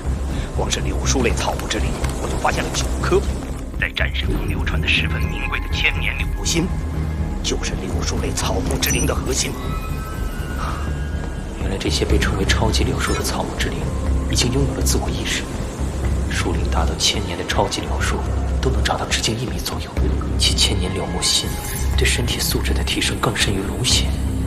那颗直径3米的，我估计，我眼前这棵直径超过3米的，应该是万年柳树。以万年柳木心的奇效，我很可能突破，成为超越战神的存在。天哪！8颗千年柳木心，1颗万年柳木心，如果能全部拿下，那我们的地位必将撼动整个战神体系。可惜我不是这棵柳树王的对手，需要外援。你的意思是，通知家族那边？我猜雾岛上肯定还有其他草木之灵，甚至有比万年柳树更强的草木之灵存在。光靠我们吃不下，不如以一部分草木之灵作为交换，动用家族的力量，展开对魔峰的搜索。原来如此。最好是通知那些拥有黑神套装的强者或强大的精神念师，到时候我看魔峰还能往哪里逃。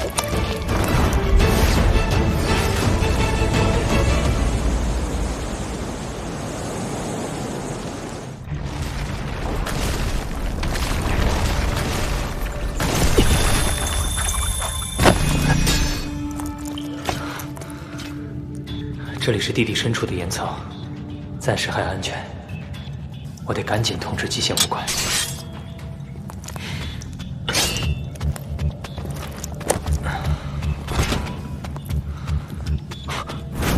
不对，极限武馆总部在红宁基地市，比波莱纳斯总部更靠近南澳。我现在通知的话，极限武馆的人肯定会先到。如果极限武馆先到，李耀肯定不得不离开，那我就没机会在这雾岛跟他做个了结了。以李耀的阴险作风，以后就很难有机会跟他正面对决了。相反，爸妈阿华他们却有被报复的可能。我要等2小时，2小时后再通知，让极限武馆的人比波莱纳斯后到，届时双方争锋，我才有机会永久解除李耀这个后患。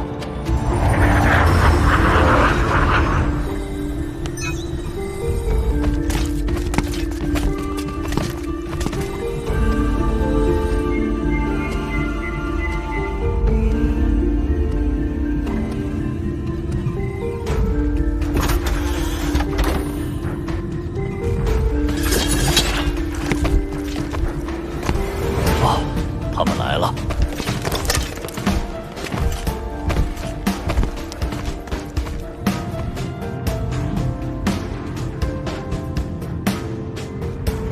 阿特兰，我的孩子，这次要请你出马了。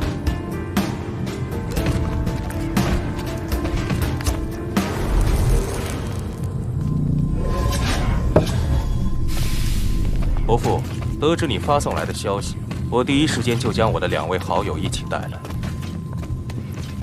我旁边这位，就是在全世界名气都极大的血影一番。至于这位，也是我的好友，巨凶凯塔。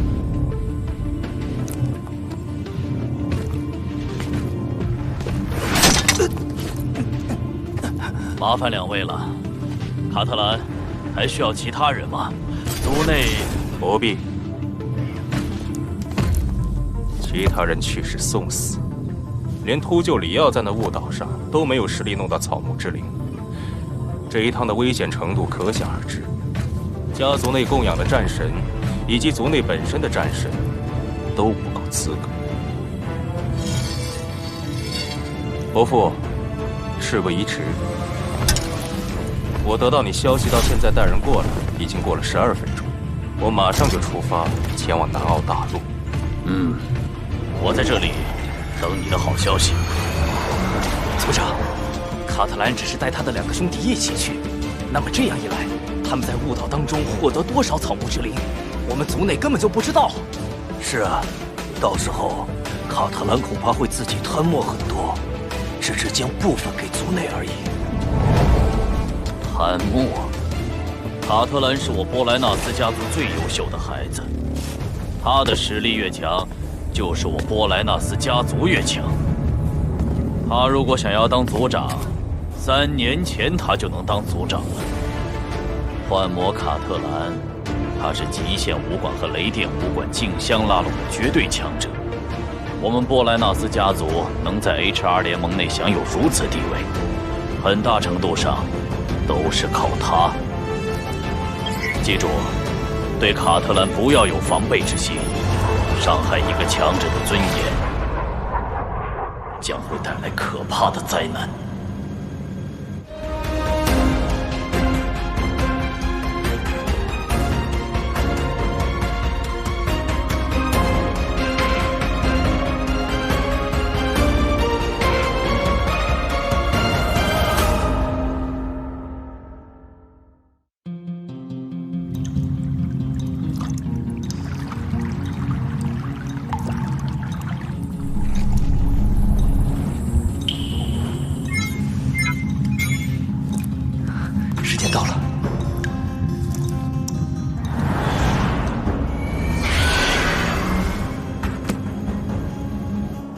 这次馆主竟然将你也派过来，看来是很重视这岛屿。哼，你说这罗峰运气真是好得过分，不久前刚赢下龙血奖励，这么快又抽中大奖了。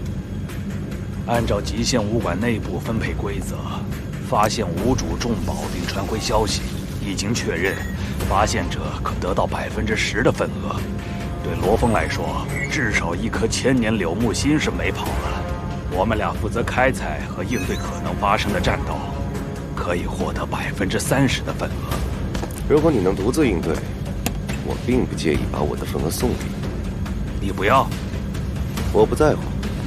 若非必要，我不会出手。而我一旦出手，那这30%的份额，你我就要平分了。若真需要你出手，那局面一定很糟糕了。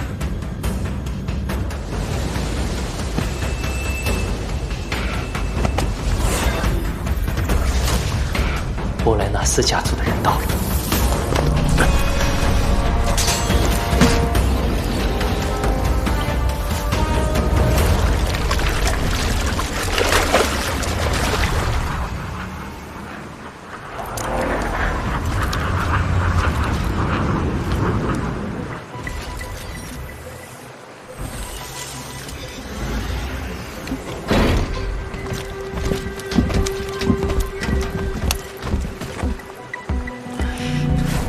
必须将精神念力控制到最小幅度，被他们感应到就糟了。卡特兰，前面就是9颗柳树类草木之灵。草木之灵攻击力一般不强，李耀，你怎么会对付不了他？看样子，这个人的实力最强。对付？那柳树王可是直径达到3米，当年孕育着千年柳木心的柳树类草木之灵，直径也才1米。这柳树王可比那颗厉害多了。特别是它的一根根淡金色柳枝条，每一根都非常坚韧，一旦被重重捆缚住，就是我也必死无疑。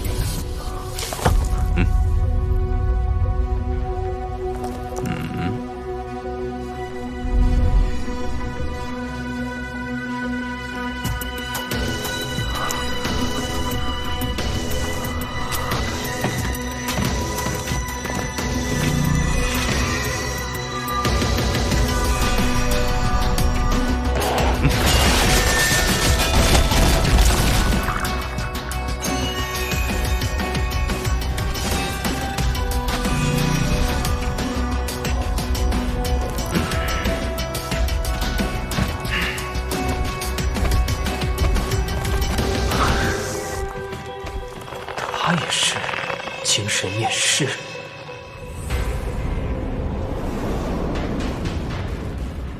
对付柳树啊，就他们4个。那9棵柳树最核心的一棵，也是最粗的一棵柳树王是最厉害的，而且它的淡金色柳枝条是足以覆盖周围其他柳树的，所以我想要攻击其他柳树也是没有办法。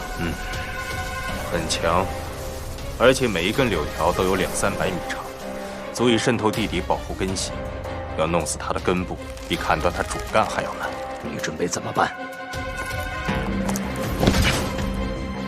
柳树王交给我，你们3人从外围进攻旁边的其他柳树。记住，你们保住自己安全最重要。等到柳树王被我完全牵制住时，你们再全力砍掉其他柳树。好强大的精神念力，居然能够控制14把飞剑。开始。4个人，竟然3个人拥有黑神套装。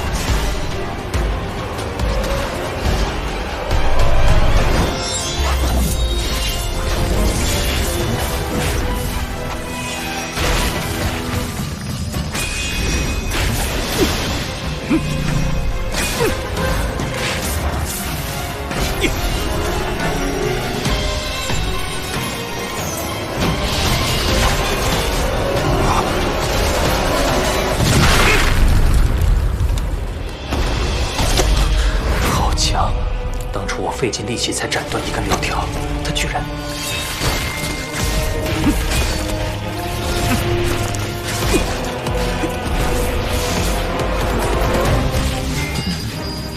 他手持匕首的威力确实很强，但用精神念力控制的匕首却弱了很多。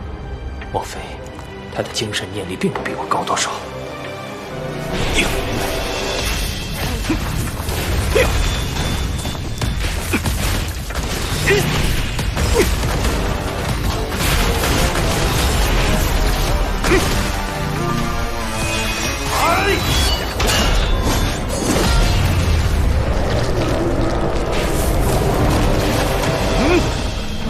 好可怕的传字力，精神念力还能这么用？我已经暂时压制住柳树王，全力攻击其他柳树。是。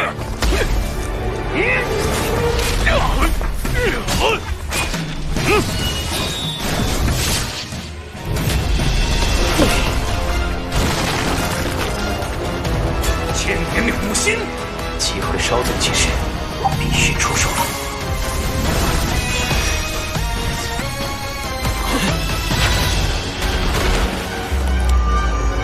回来！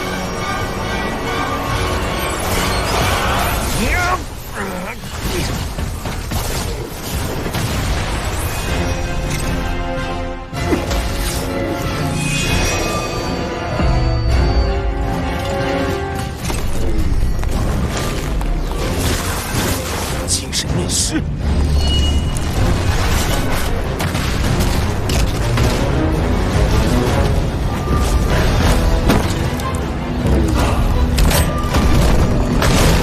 得手了。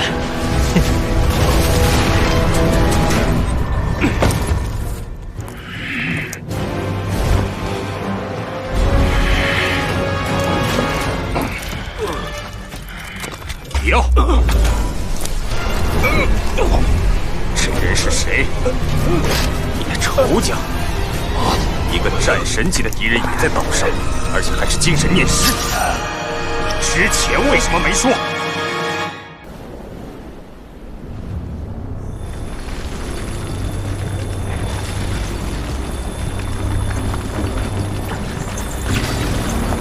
千年永无心。卡特兰实力很强，我还是到地底深一点比较好。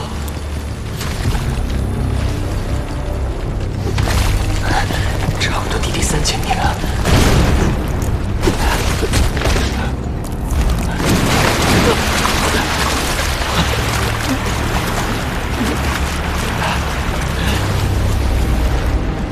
有，这人是谁？你的仇家。一个战神级的敌人也在岛上，而且还是精神念师。之前为什么没说？是罗峰，我以为他已经死在湖底怪兽手上了，所以就……罗峰，精英训练营的那个罗峰。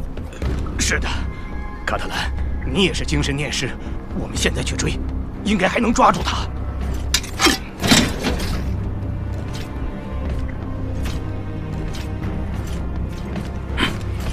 不对，罗峰这名字我有印象，他是极限武馆的人。对呀，怎么了？你是说他敢露面强抢草木之灵，说明他肯定也叫帮手了。极限武馆的人很快会到，别管那小子，抓紧时间采集草木之灵才是正事儿。要在极限武馆赶来前撤离。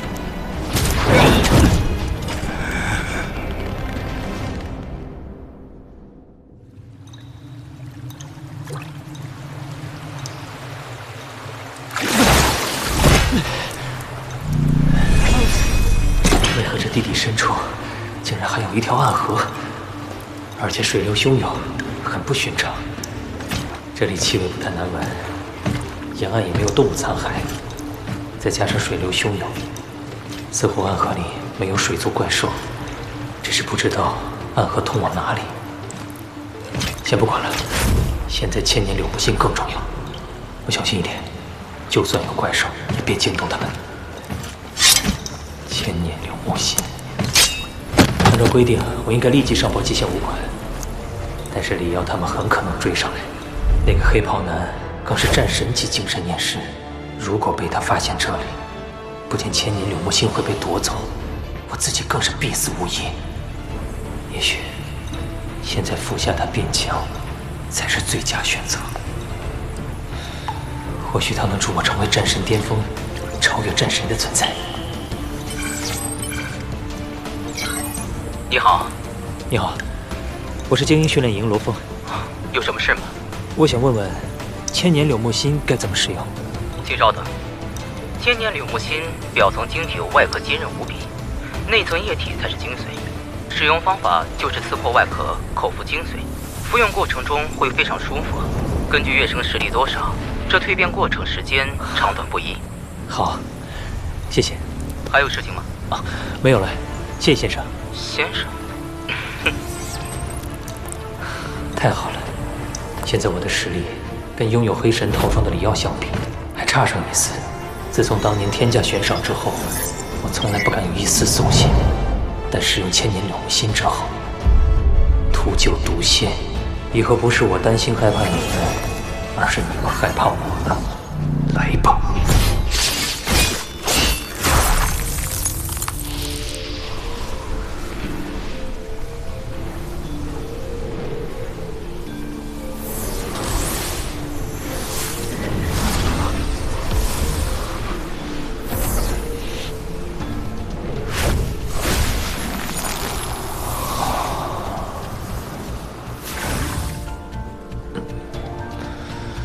好舒爽，感觉全身筋骨皮肉都在颤动。我能感觉到身体素质在提升。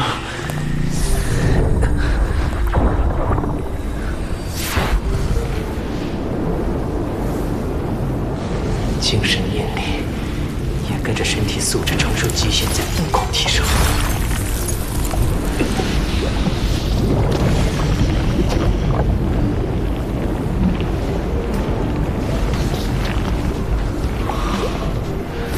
身体素质和精神念力仍在暴涨。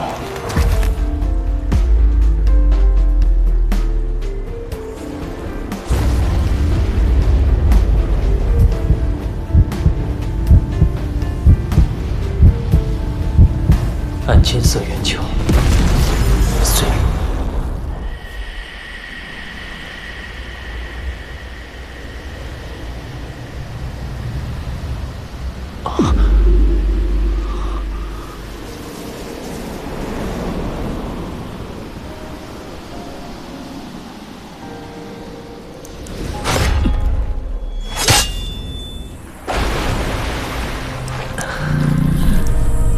这次蜕变只用了半个小时。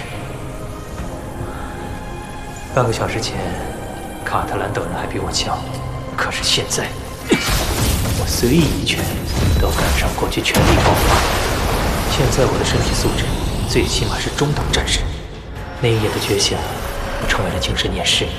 这一次，我100%确定你是战神巅峰的精神念师。之前我一直担心，暗金色圆球会支持我到什么时候？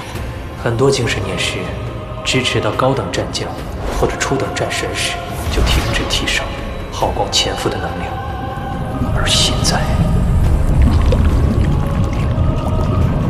我拥有了无尽的识海，我的精神念力仿佛银河，无穷无尽，强大，无比强大的感觉。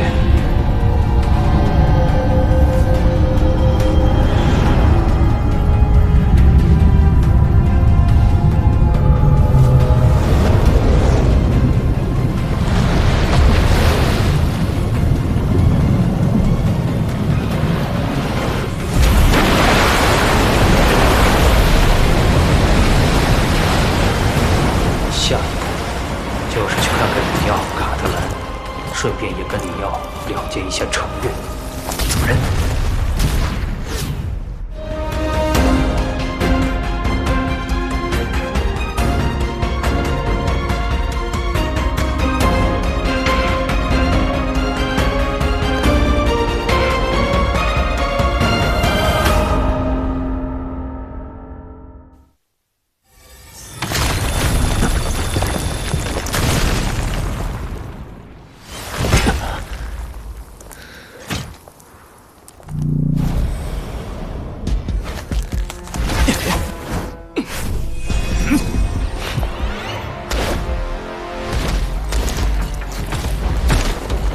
半个小时，他们4人还没将9棵柳树全部砍掉，那么大致能估算出他们的实力。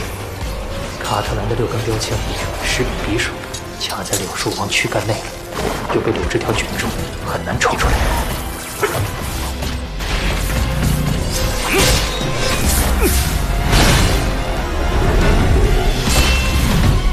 快，抓紧时间！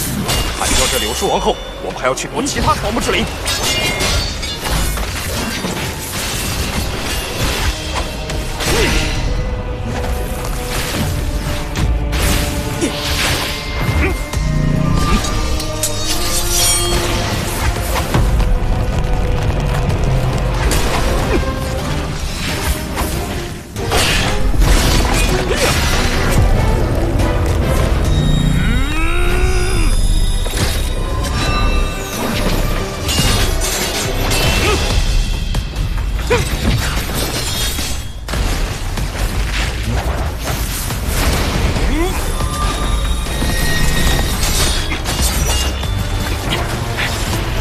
主带受创，实力大减，快！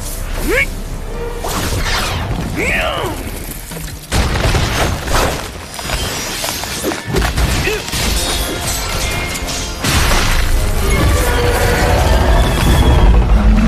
树王的攻击在逐渐变缓，看上去快不行了。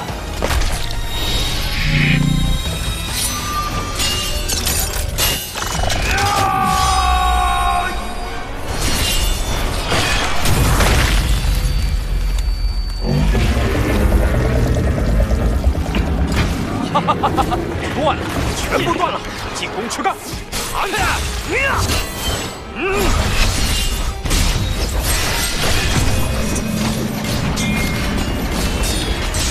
海塔，过来帮忙！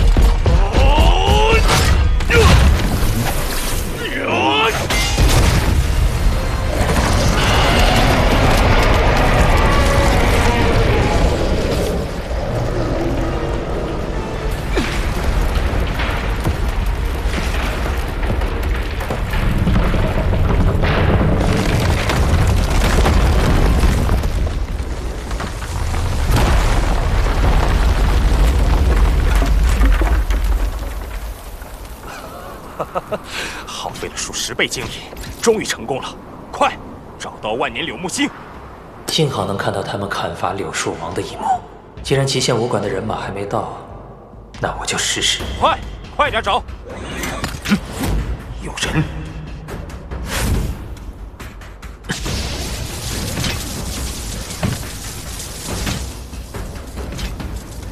罗峰！好久不见。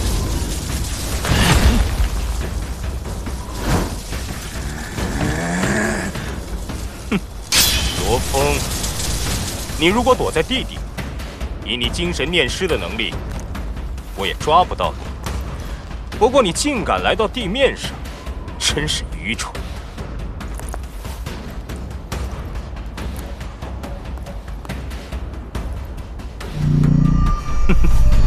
难道你使用了千年柳木星，一下子成为高等战神巅峰精神念师？不可能，精神念师本来就非常少见，能一次性就提升到高等战神巅峰，整个地球屈指可数。谢谢你们帮忙砍掉柳树王，让我省掉很多事情。杀！罗峰！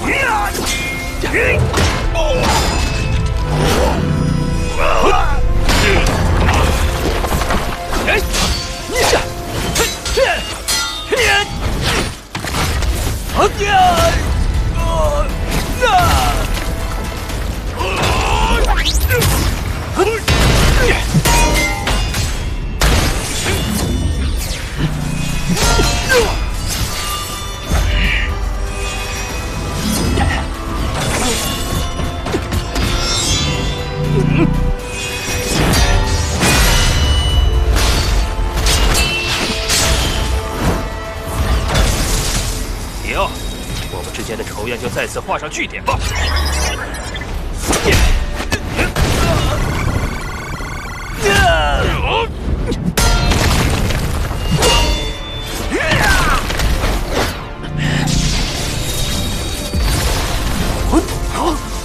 虽然无法刺穿你的黑神套装，但现在我6柄飞刀的冲击力超过300万公斤。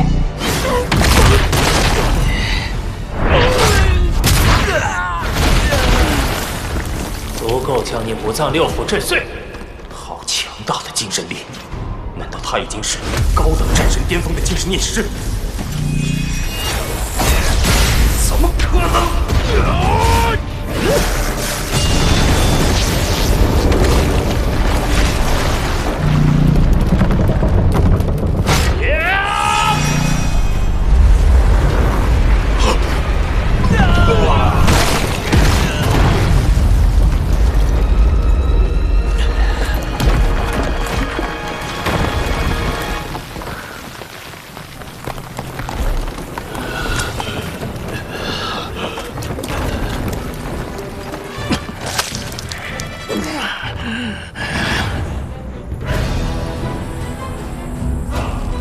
万年了无限。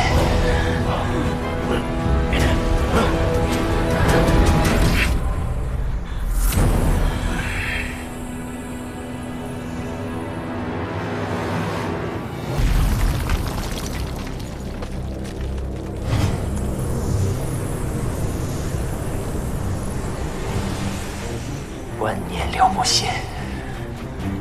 我的2次攻势都能被化解。黑神套装果然厉害。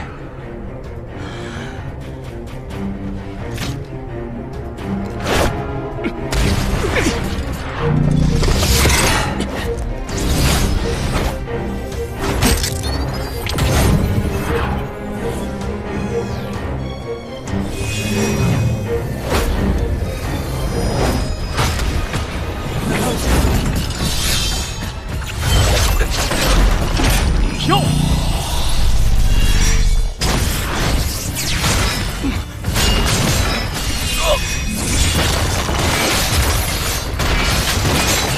每一击飞刀都宛如一座小山坠落千钧，还有着惊人的穿透力。再这样下去，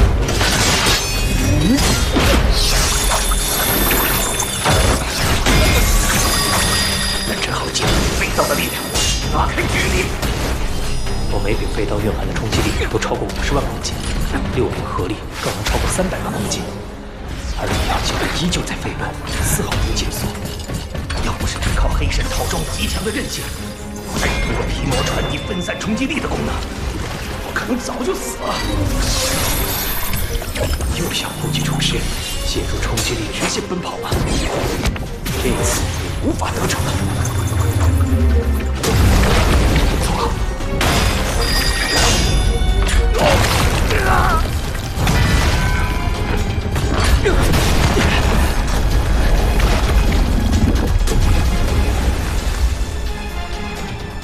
真是个老狐狸。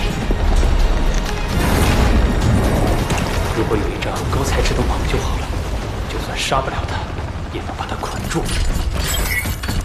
只好请他出马了。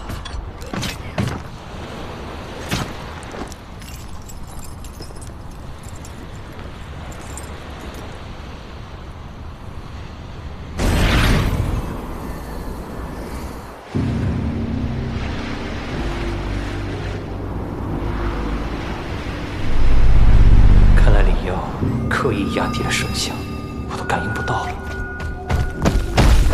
那边，原来是他们挖掘草木之灵的声响。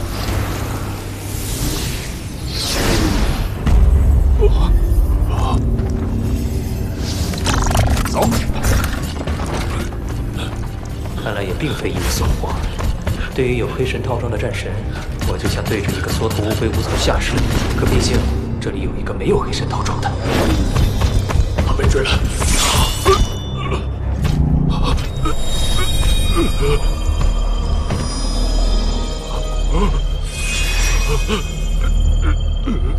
你好，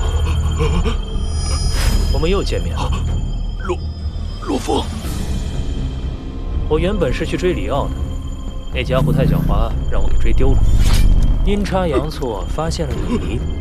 哎，你不逃吗？罗峰，我的实力不如你，我认输。我愿意将我得到的草木之灵都给你。哼，很好。我知道你背包里有2个草木之灵，交出来。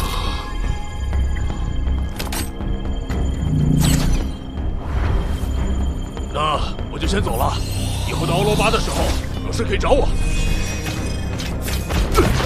下次在虚拟空间战神宫，我请你喝一杯。还挺热情。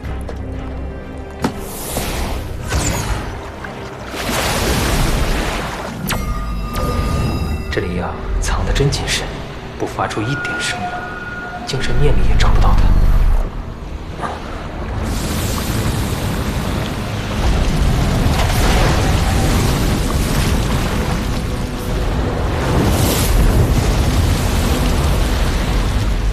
来了，跟他说，啊，他一来，局势就不一样了。我们走。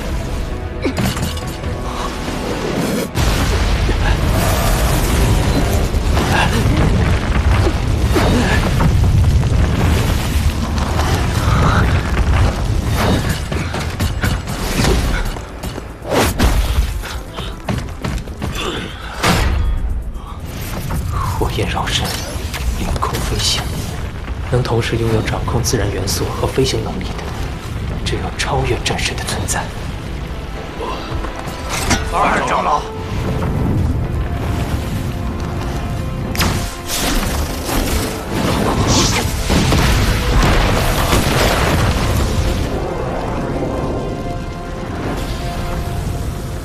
你们发现的万年柳木心，就是被他拿走的。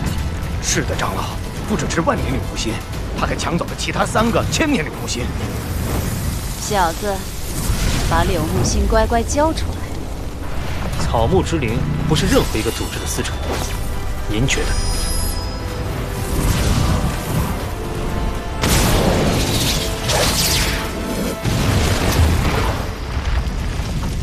我给过你机会的。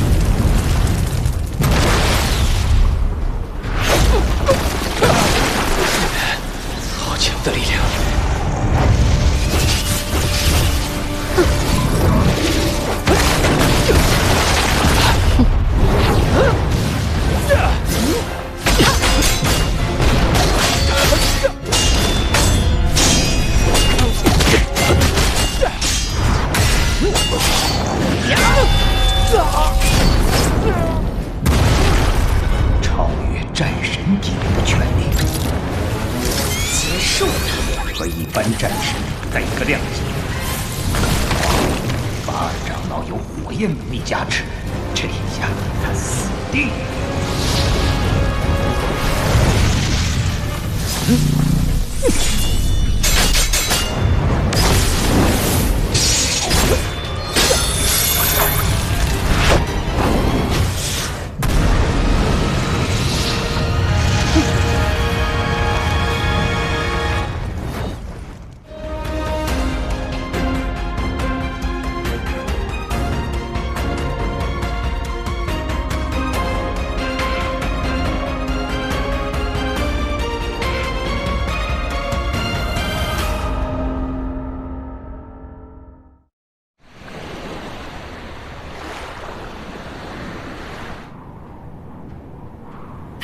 不对劲。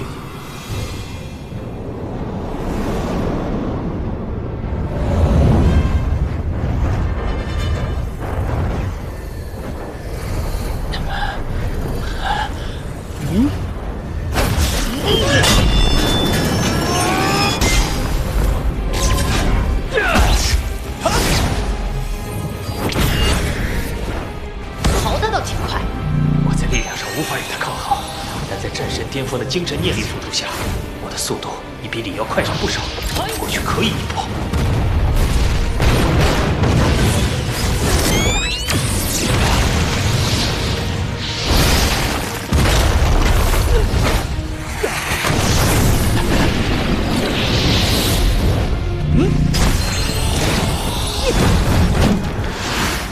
竟然打得有来有回，精神念力可以让他在空中的速度略快，但这种优势改变不了什么。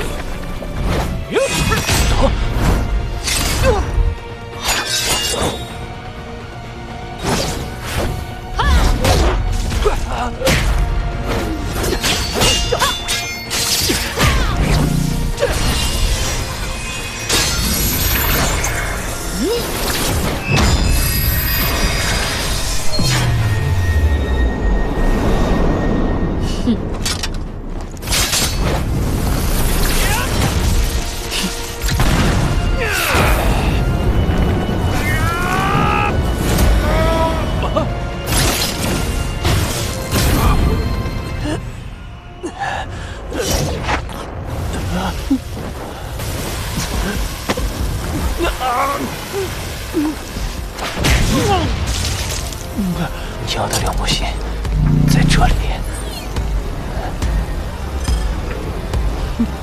现在交出来，已经晚了。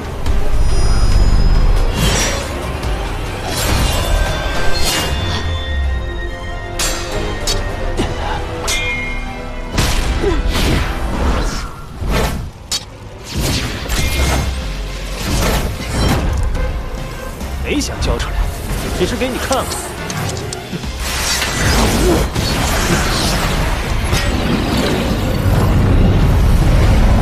我看你能逃到几时？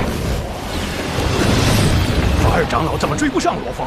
超越战神级在地面奔跑速度极快，但在空中无法借力，导致强大的双腿爆发力无法发挥，所以飞行速度要比在地面上慢得多。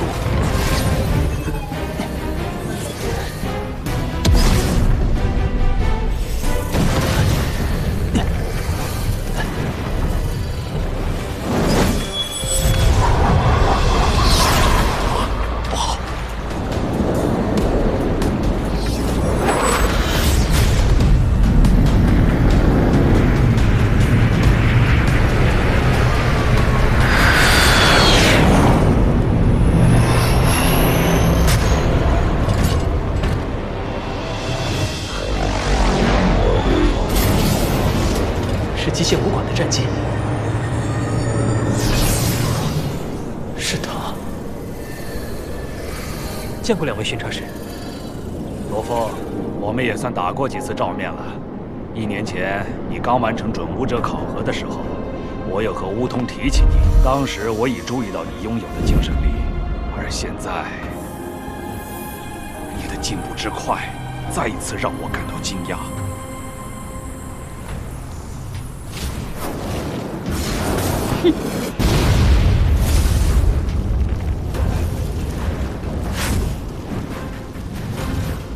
巡查使。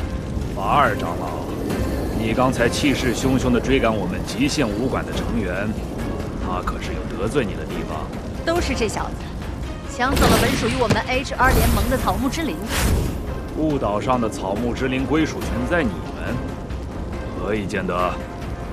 朱熹，你可不要拉偏架。雾岛是我们先发现的，最早发现雾岛的人是我。法尔长老，你可以让卡特兰、里奥他们来对峙。如果是按谁先发现谁有开采权的规矩来，那就请容许我逐个对相关人员进行问询。你在一旁监督，开采权根据问询结果而定。你看怎么样？这雾岛是没有主人的，凭什么给你极限武馆？有本事大家去公平争夺，谁夺到的草木之灵就归谁。最后还是比谁拳头硬嘛。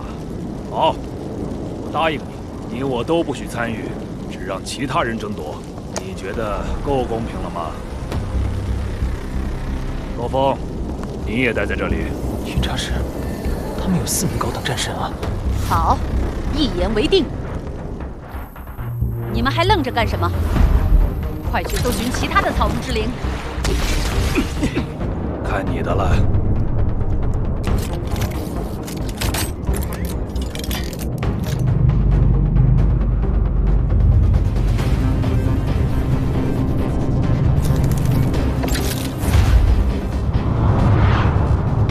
到目前为止，草木之灵的归属情况如何？已发现的柳树类草木之灵中，有9个千年柳木心，1个万年柳木心，其中6个千年柳木心被他们夺得。我自己早先服用1个千年柳木心，夺得2个千年柳木心以及1个万年柳木心。这万年柳木心绝对不一般，可能比10个千年柳木心还重要。巡查使，依照 H2联盟那边的意思，草木之灵还有很多，仅靠另一位巡查使和4名高等战神竞争，恐怕……